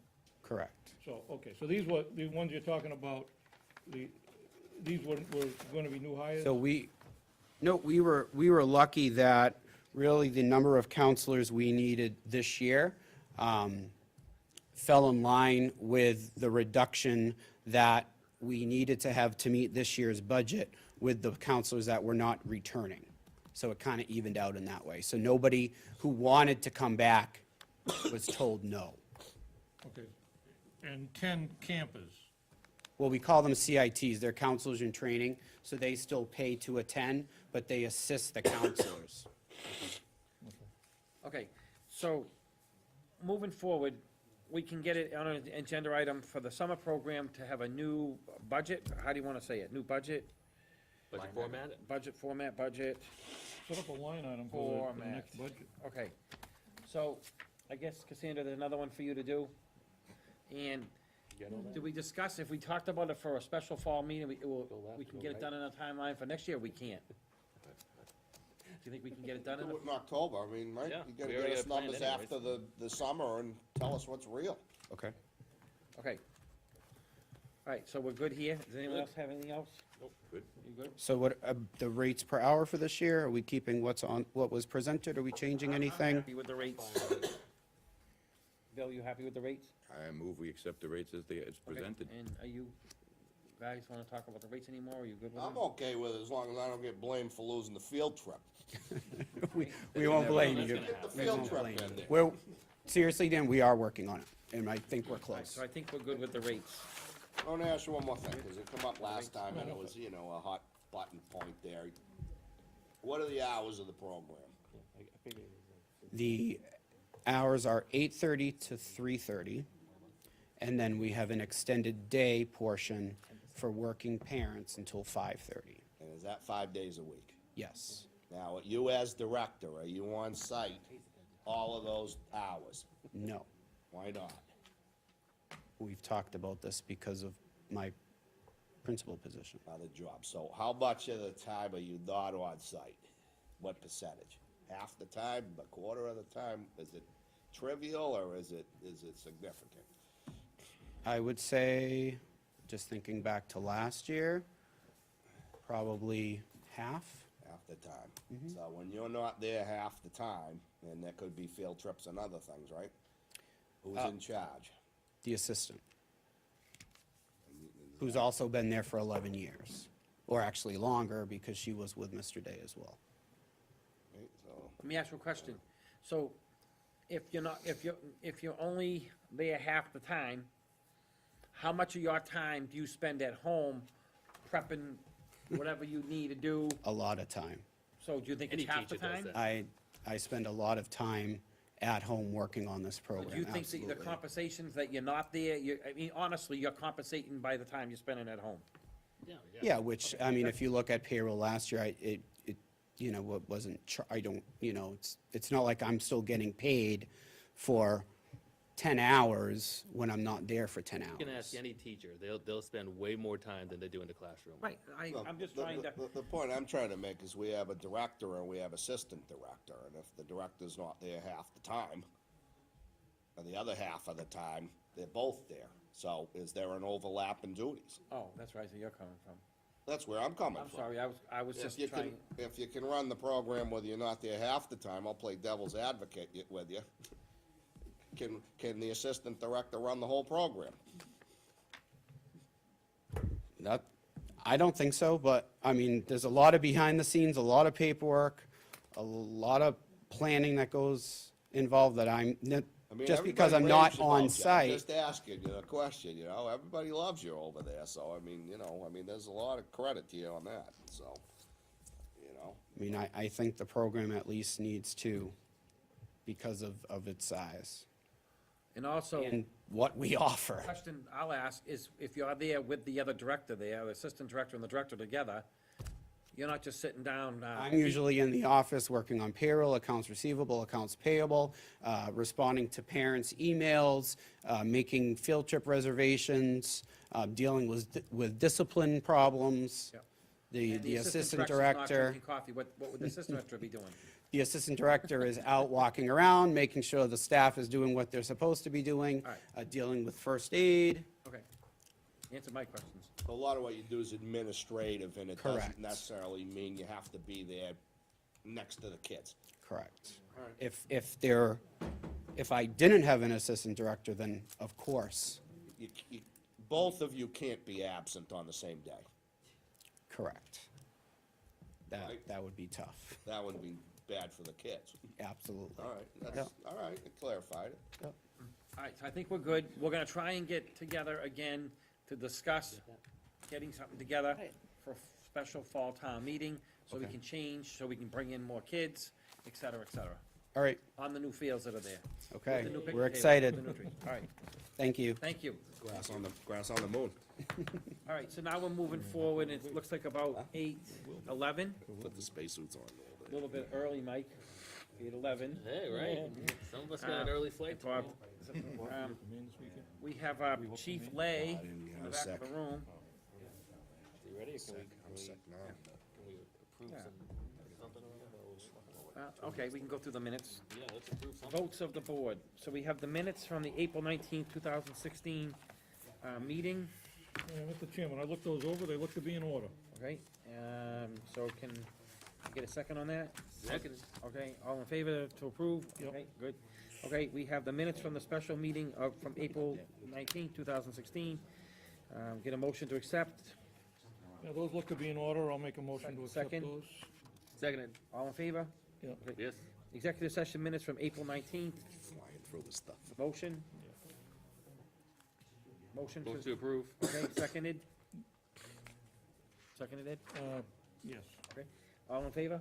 Yes. Okay. The remote participation policy. I don't know if we, Do we get that written up? I don't know. We better, Do we have that written up? it might be in the back of Yes, this. we do. Is it in the back of here? It's in there. Yeah, sorry. Okay, so, Looks like the addition that we had requested to be put in there has been done. Have everything It looks okay. all right, so, get a motion to accept? Yes.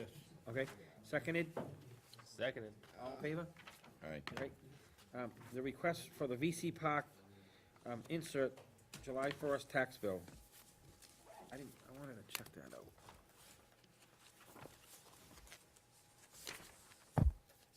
So that is an insert advertising the VC Park. So they're asking if you guys are okay to put that in the tax bill.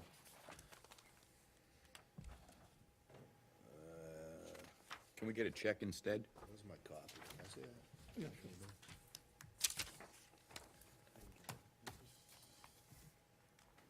They're advertising. Yeah. Yeah. Okay. All right, Bill, what'd you say again now? Okay, has everyone looked at it? Can I get a motion to accept that, or you want more discussion? Is this just to generate revenue, advertising and, Yeah. and some excitement? Yeah. Why don't we make a motion in a second, and then we can discuss that? Okay? I'll make a motion that we accept it. Okay, seconded, further discussion. Anyone want to discuss it more? No, seems pretty straightforward to me. It's okay with me. It's not, you know, advocating against the ballot question, which is what brought up the policy. I don't know, Mr. O'Neill, if you knew that, but we approve what goes out in the tax bill, because last year, I know, I heard, I saw. Yeah, I got it too. and it was defeated by 17 votes, so did that influence the outcome? A little bit. Yeah. This So- here, at least this here is a good thing for the town, it's not really advocating anything, so that's why I think it's fine, but Yeah, that's it's just my generic. Not opinion, gonna increase the cost of the postage, right? It's good. No, okay? no, it's So, one piece of we have a paper. second, we have a discussed it, second. Yep, all in favor? Okay. yep.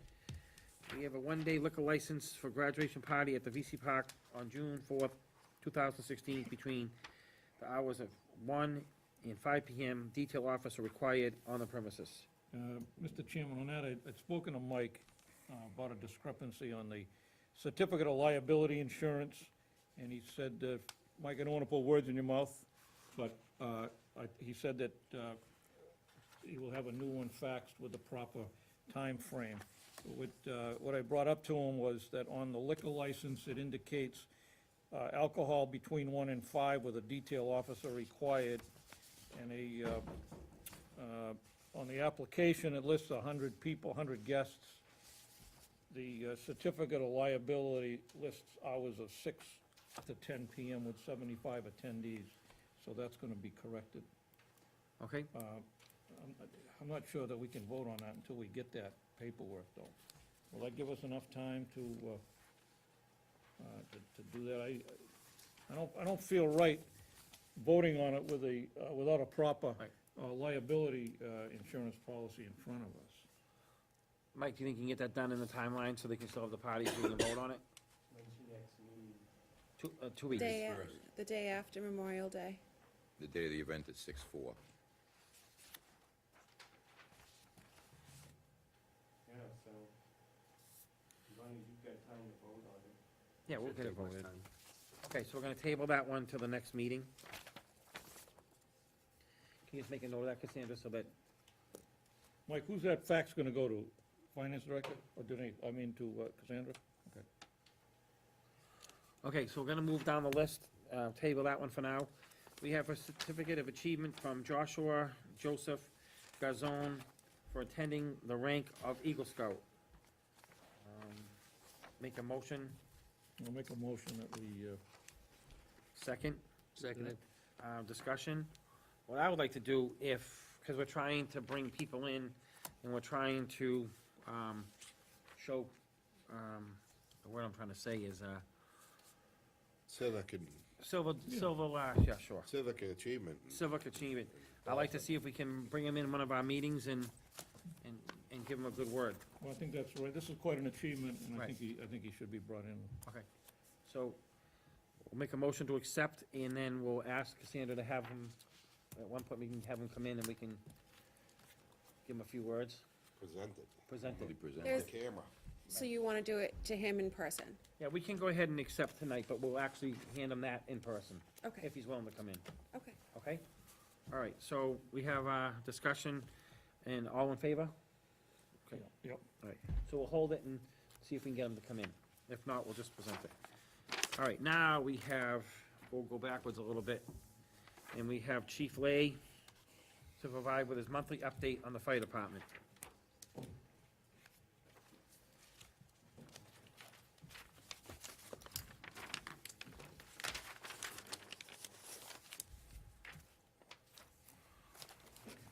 Good evening. Robert Lay, Fire Chief. I have two handouts. I'll give you one at a time. First one is runs for the month. Sure.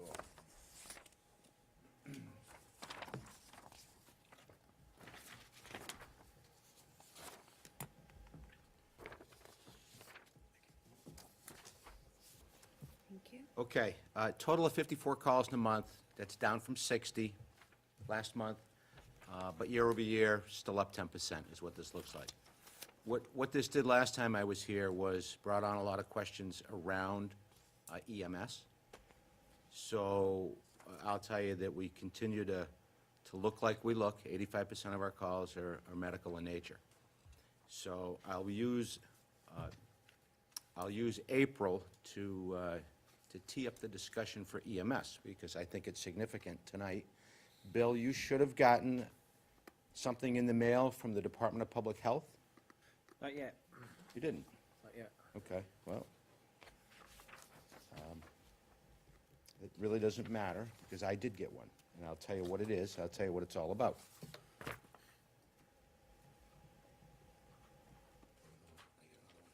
Yeah. Last month when I was here, we talked about medical services, and we talked about Trinity, and we talked about occasionally having to wait a little longer than we like for transport. And since we met last, I have talked with Trinity on a number of occasions.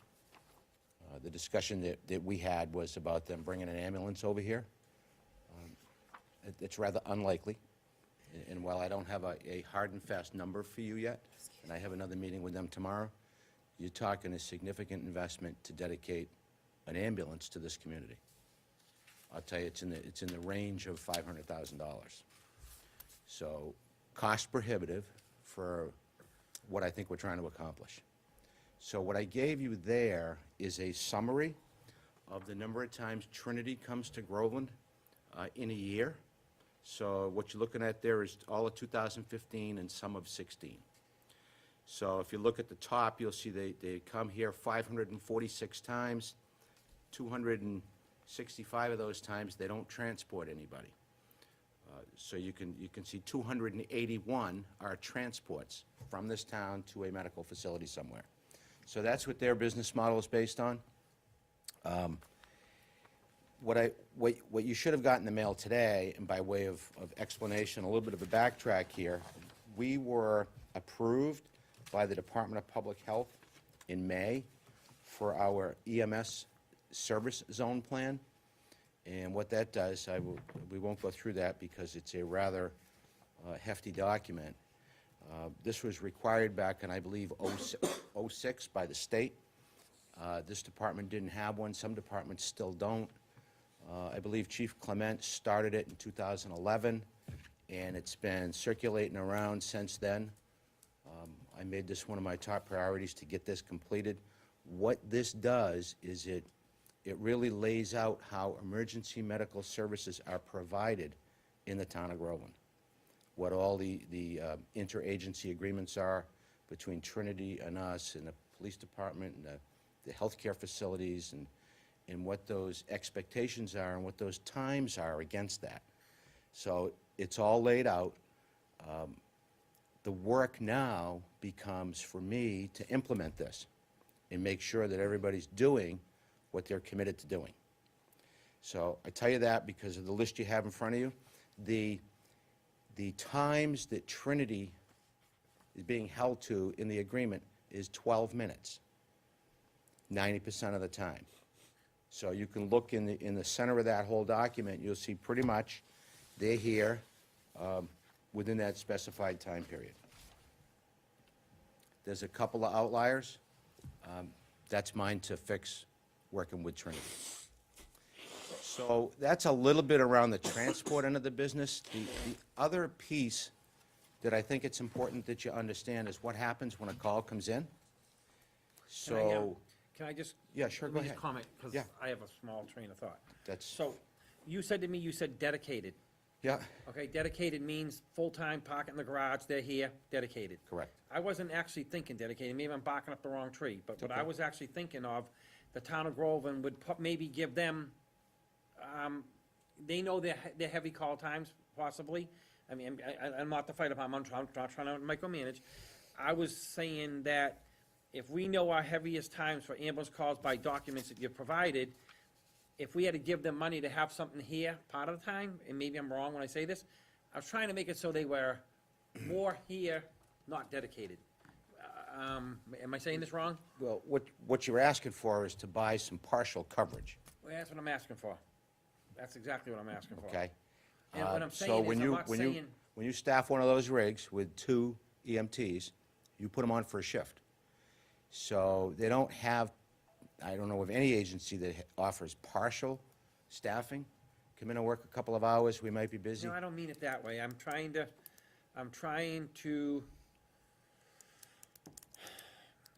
yeah, I guess, I mean, if you want to kick it back to say, that's what you're saying. but I will- I'm trying to get it to the point where we have them, I guess it doesn't work this way. Okay, so let me help you. I know what Okay. I know what you're trying to solve for. Yep. There's a couple of things I'll say. You said, I hear from people that don't like waiting 20 minutes. It's really a one-off, but that concern should be pushed back to me so I can investigate it and tell them what happened. That whole issue between when you call 911 and when someone finally arrives to take you to where you need to go is all precious time. Inside of this agreement, the police department's got to be there in 4 minutes. Fire department's got to be there in 6 minutes. 6 minutes is good. After 6 minutes, you start to lose hope, okay, from a patient care side, okay? So it's critical that we get the first responder agencies there. When the ambulance shows up and how long it takes you to get a ride to the hospital isn't the big issue. Right. Getting patient care early is the issue. That's why the system is designed the way it's designed, okay? So my work now is to tighten up some of the fire department response times, quite honestly. We do pretty well. We're pretty close to this number already, but my new target is 6. I averaged closer to 7, and I've already done an analysis of the data to find out how I can get to 6. So, and I'll be working with the folks over to the police department and dispatch to get us there. Right.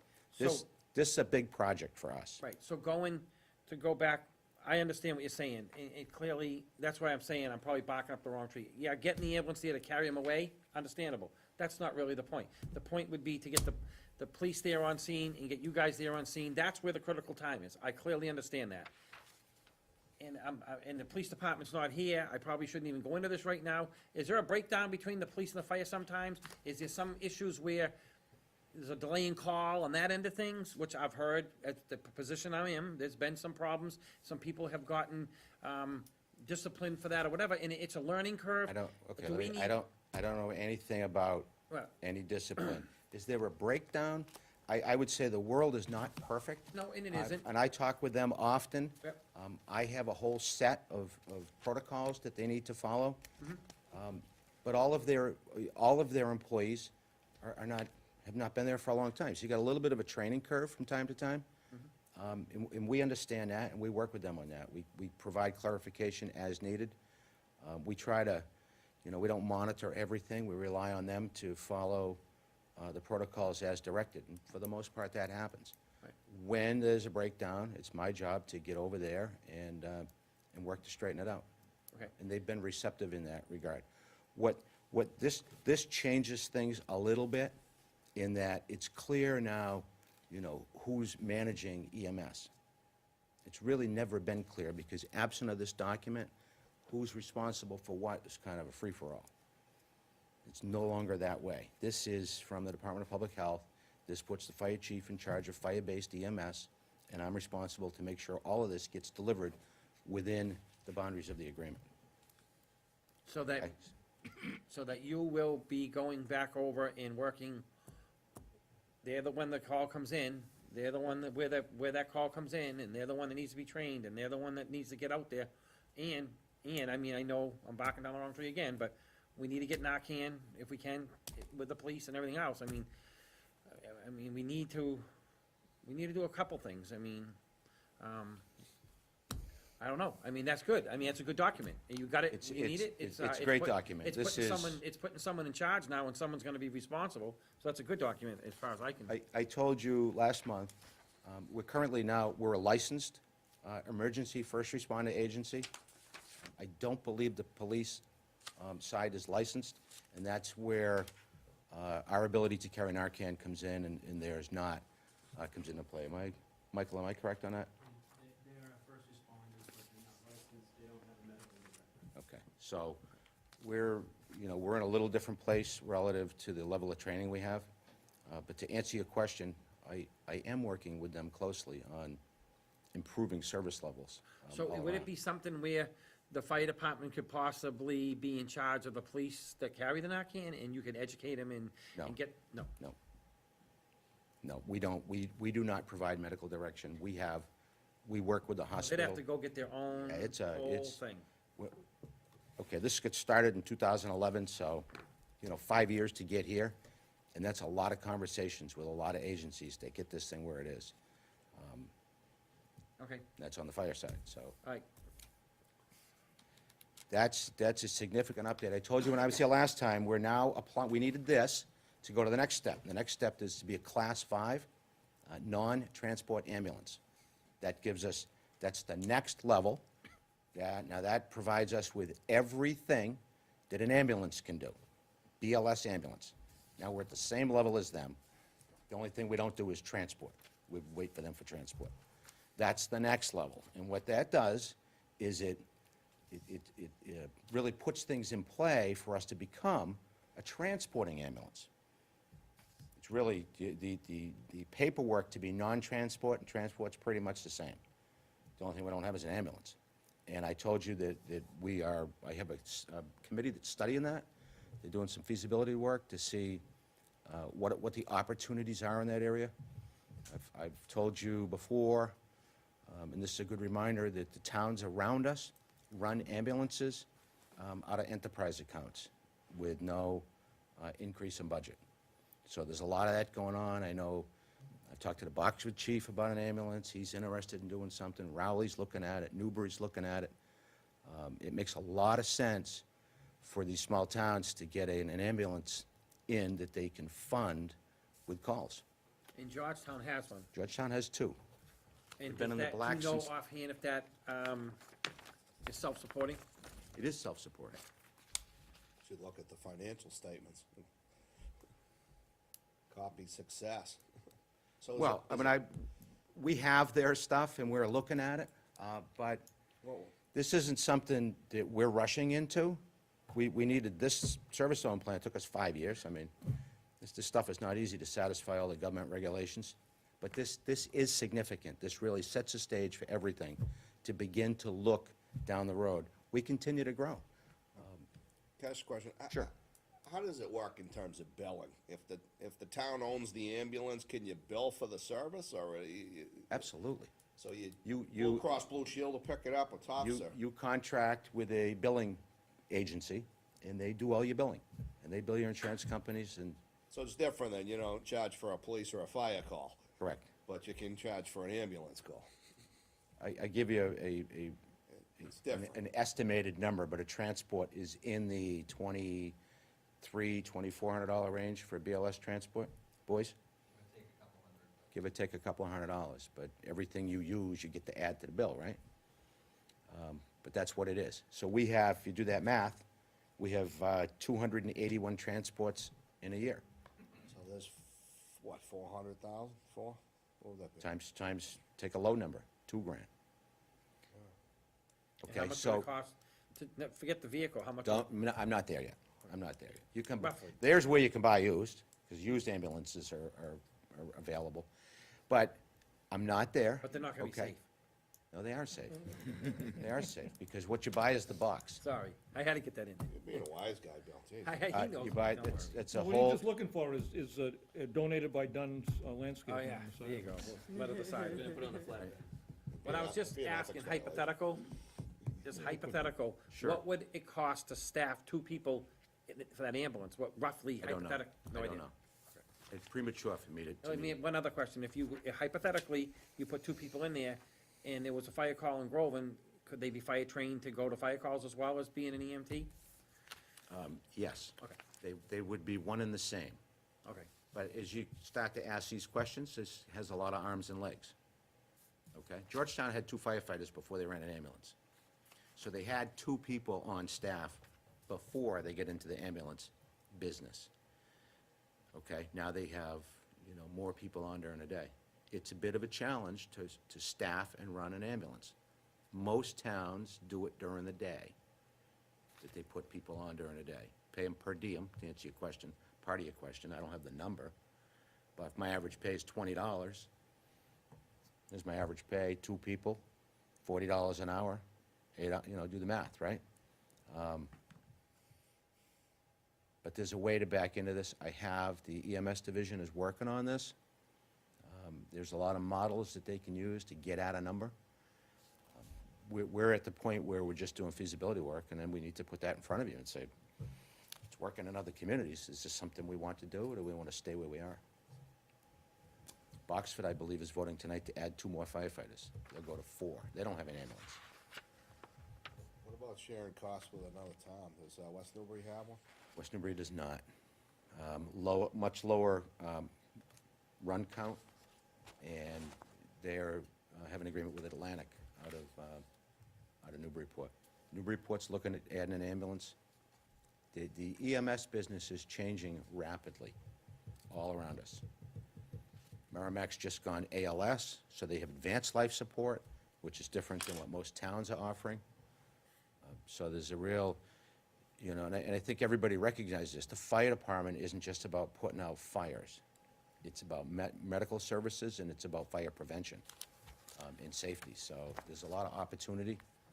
I think when you add a lot of the over 55 projects, that brings that whole added perspective. I can tell you where we go most often. It's not a secret, so, but, Where do you go? really? Yeah. Nichols Village, The village. most often. So it's geriatric related. Sure. Okay, So that's, that's it. We're working on EMS right now. And that's a lot. These guys are, they have countless meetings and work a lot of hours, trying to get us at least the information to consider.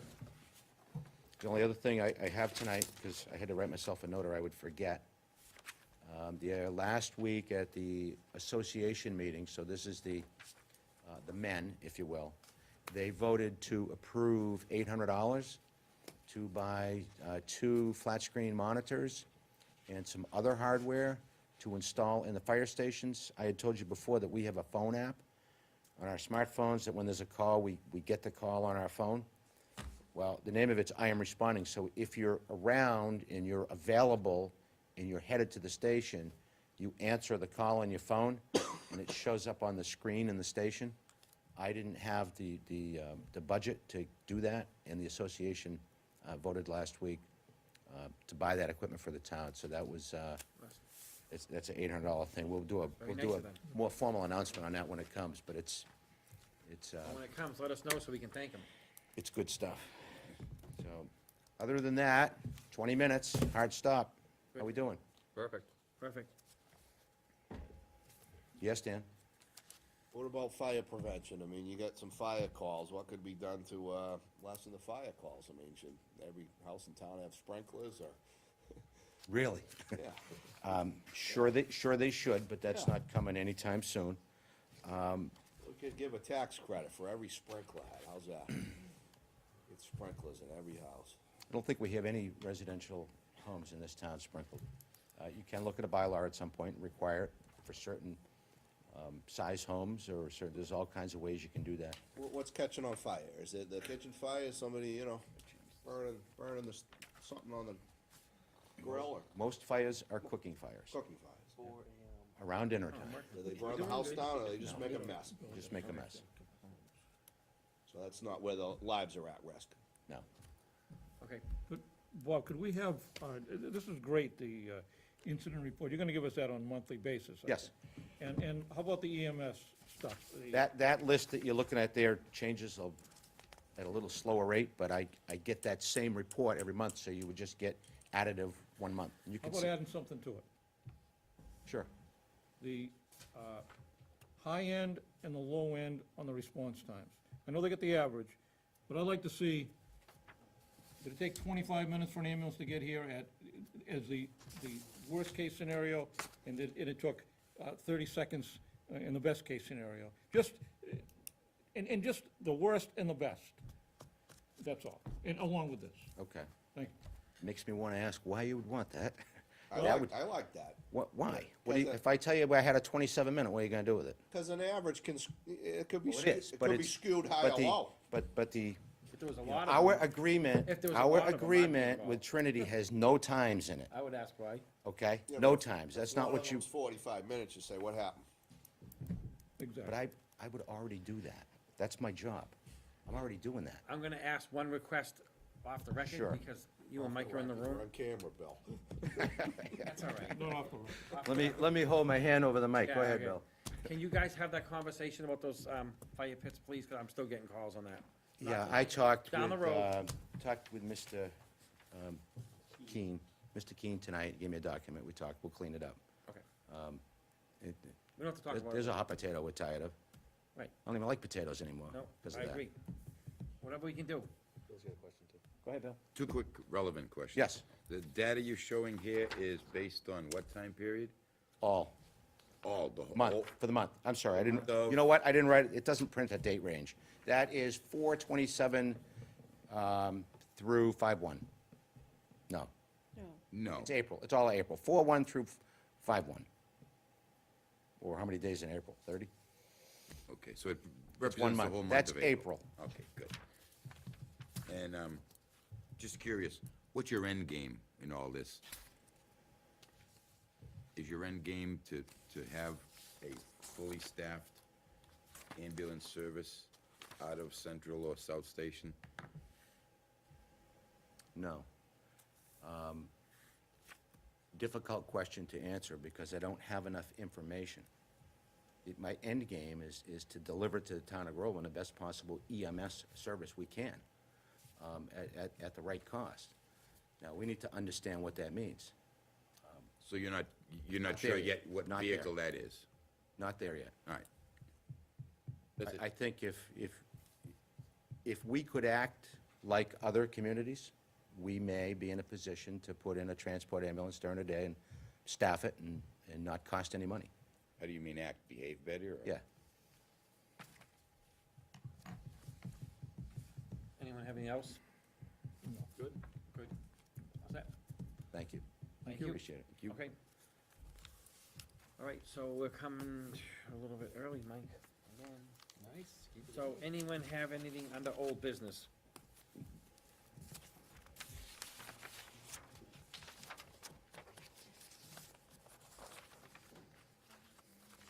What are you looking at me? No, I'm just wondering, Sorry, I'm yeah. looking at everyone, okay. I got nothing. The only thing I have under old business would be a little bit of everything. You got any old business? I do, I wanted to. Project updates we need. Well, Always. that's the, I wanna go back, like we heard earlier, I was gonna talk about the harbor master, but I can wait till Denise gets back, we're not gonna get the answers tonight. And, yeah, just keep the projects moving. Yeah, I'd like to see a couple of those projects finished. I agree. This year. I agree. I'm getting a lot of calls from, and I talked to the road commissioner today, about the Pines project, and he told me that they were gonna start doing some lumen seating on the sides down there, I believe. And he had told me that the bathroom plumbing was gonna go out to bid relatively shortly for the bathrooms down there, the plumbing end of it. And that's about as far as I got. But maybe we're gonna have them for an agenda item, we can ask them the questions then. Along that line, we need an update on the plumbing and the handicap accessibility to the bathrooms at the At the Shanahan Shanahan. Field. I don't know how that, did anyone hear, did you hear anything on that? I just saw an email. I saw the that was email about from it. Steve Merrill. That was, Yeah, but that wasn't saying, he said it was done, but I don't know if that problem's resolved. I doubt it's resolved. I still don't understand the email. I think it was a little of everything. Okay. Yeah, Could there's you, just some plumbing and some. Could you send electrical. a letter or a note to The Steve ADA has to have Merrill all and the have him water update the and board all on the outcome of the Shanahan Field bathroom situation with the water, hot water? Okay. And I don't think we need an agenda item on it, just a Yeah, correspondence that's would what be she's gonna okay. do, yep. And we already have the road commissioner come in for that, the gentleman was here earlier, right, Cassandra? Mm-hmm. Okay. Yeah, the bid, I'm meeting Friday at 11 o'clock for the pre-bid conference at the Bagnell School for the well. Once that bid comes in and it gets accepted, we'll go to the next phase, it will be the grading and all that. And from the grading, we'll go to the state bid list for the sprinklers. Company will come off the state bid list. Are you gonna get, seating and stuff in there before? Yeah, we're gonna try and get it all done by fall. So are you gonna section it off so the Yep. school, the summer Yep, camp they're can use the part summer of it? camp's gonna use, it going down toward the, play equipment, they're gonna Yeah. use left-hand side. Okay. Yep. So, yeah, we'll get moving on that. Okay. All right, nothing else on the old business, Dan, you all set? Ed? Well, I just, Mike and I worked a little bit on the, 150 Center Street issue. Yep.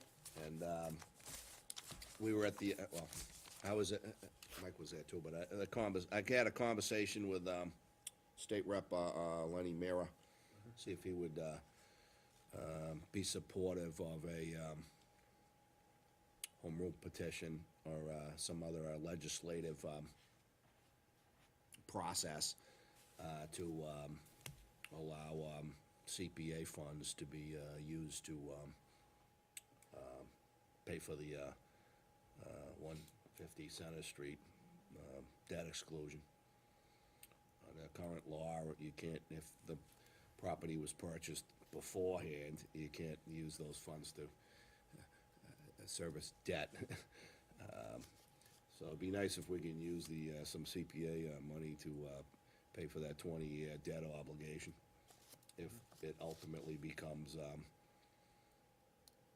used as open space or affordable housing or, Well, like I was saying is, so, but he said put it together, submit it to his office. He also said send a copy to Senator Bruce Tarr's office. He has more legal staff, I think. So, if we could, certainly CPA committee would have to approve it. Would have to go through the whole process, town meeting and everything, but I think it's something that the board should consider. And everyone in town for that matter, that if we could use some of those CPA funds to pay for that, it would be potentially a several $1 million tax savings for the town to use existing funds and annual CPA levies.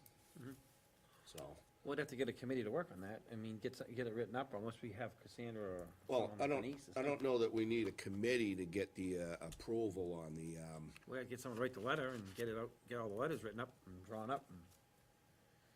well, you wanna comment on that? I mean, Mike, Yes, so I did put something together, gave a draft to Dan that explains the whole history of how we got here and what we're looking for. So it's pretty much in draft form, ready to go. We've got a meeting on June 2nd of Community Preservation, so we'll get them to approve it, then we'll give it to you folks to look at, and then we'll be ready to send it off to Representative Mira and Senator Tar and see what they Yeah. think about it. Okay.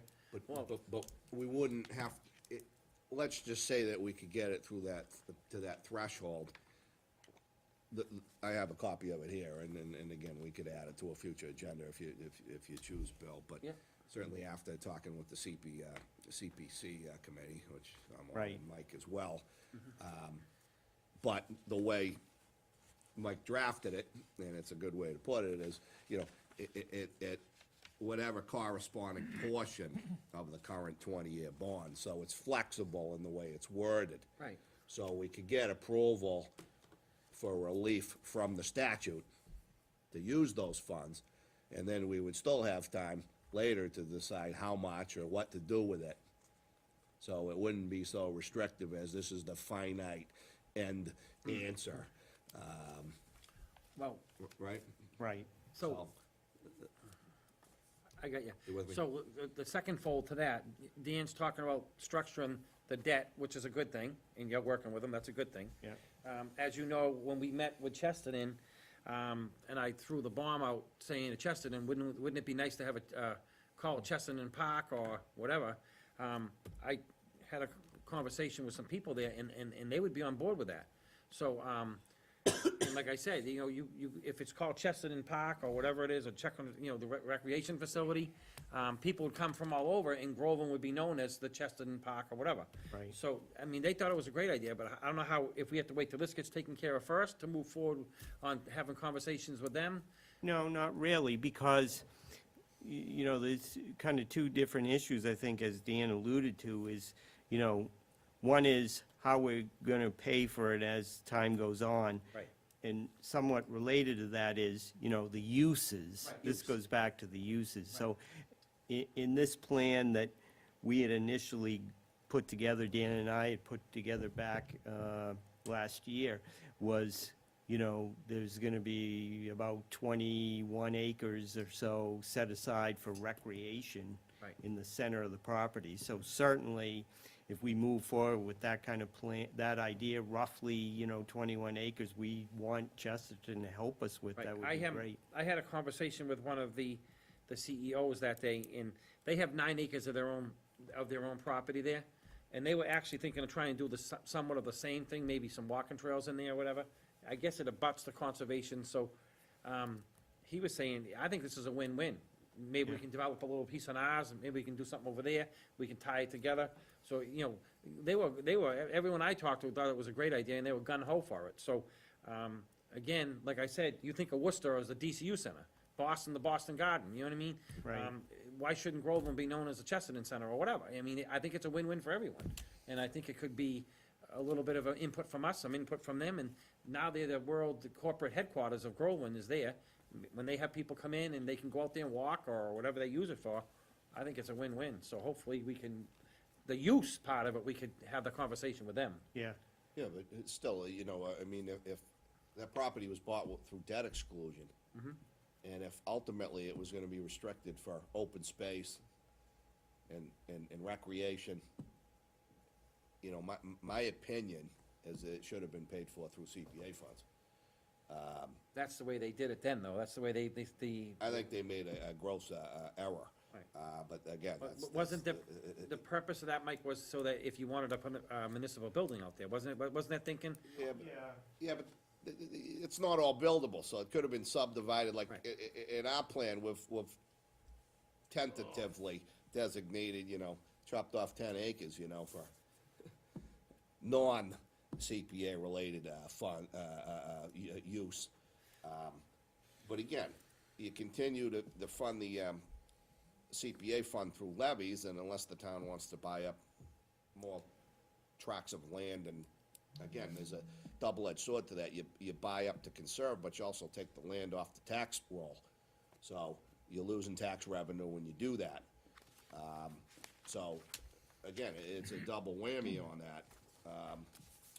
So I just think that if we could use some of the CPA funds to service that debt, people in Groveland would actually get a tax cut, because they wouldn't, that debt exclusion would be, the debt service would be paid for with existing tax levies. So in no way would that impact whether or not a user comes in like a Chesterton, or we, you know, put foot trails in there or something else. If it's, you know, it's not gonna, Okay. it's not gonna frustrate that. So the in any way, paperwork Bill. sounds like it's in motion between you guys, and we're just gonna wait to hear back. Yeah, we need to see if CPC's on board with it. I mean, And we'll get off the subject real quick, but we had a committee ultimately that were thinking about, talking about that land as far as use. Could you throw your hand out to them and see if they're willing to come in and have a conversation with it? I know that they were kind of up in the air, because they didn't know where we were gonna go with it. We had talked about possibly selling off a piece for commercial, but finding that we sold that piece for commercial, the money would go sit in an account for 10 years, and it really didn't make much sense. So maybe this might be, you know, falls more in the guidelines of what we planned originally doing. Maybe we could see if they're, be interested in doing that. well, Bill, I disagree with you on that. I mean, your 10 years gonna go by like a warm summer's day, and if we can sell it off for $1 million and get some tax revenue, then you put it in there. And the other thing is, if, we can't call that bond in early, No. but it's not to say we can't But- still work that plan and, Yep. you know, put it this way, if you can sell off the 10 acres over there, I'll throw a number out there, say you get a business in there and they built on it. Right.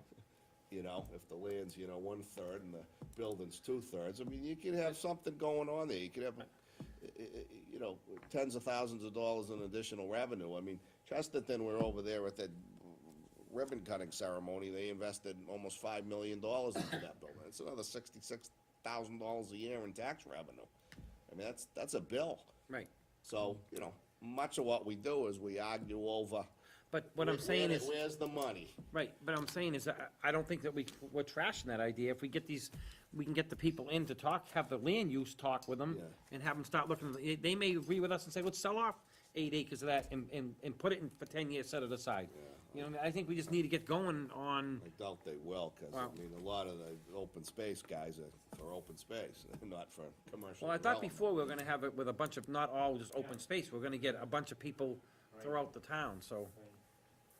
All right, so moving forward, anyone else have any on that? Bill, did you have anything else on that subject? You good, Ed? Good. All good, on Okay. old business, all good. All right, so we're gonna move forward to, the correspondence. We have the minutes from the May 3rd, 2016 meeting to look over. Invitation to the Memorial Day service to be held on Thursday, the 26th, May 26th, at 6:30 at Town Hall. Read that. Is anyone gonna go? I'll let you know. I'll check my calendar. Okay. If you want me to RSVP for you, I can, Okay? or Okay. you can Great. RSVP yourselves, so just let me know. I'll let you know as far as I'm concerned. Okay, I don't think okay. No, All right, and Denise isn't here. Do you have anything for finance or at this time? Probably not, right? just that, the next meeting would fall on Memorial Day, Okay, so it's gonna be the day after, Tuesday. Tuesday, Yeah. May 31st. Okay, and then, anyone having on the selectmen's time? Go ahead, Ed.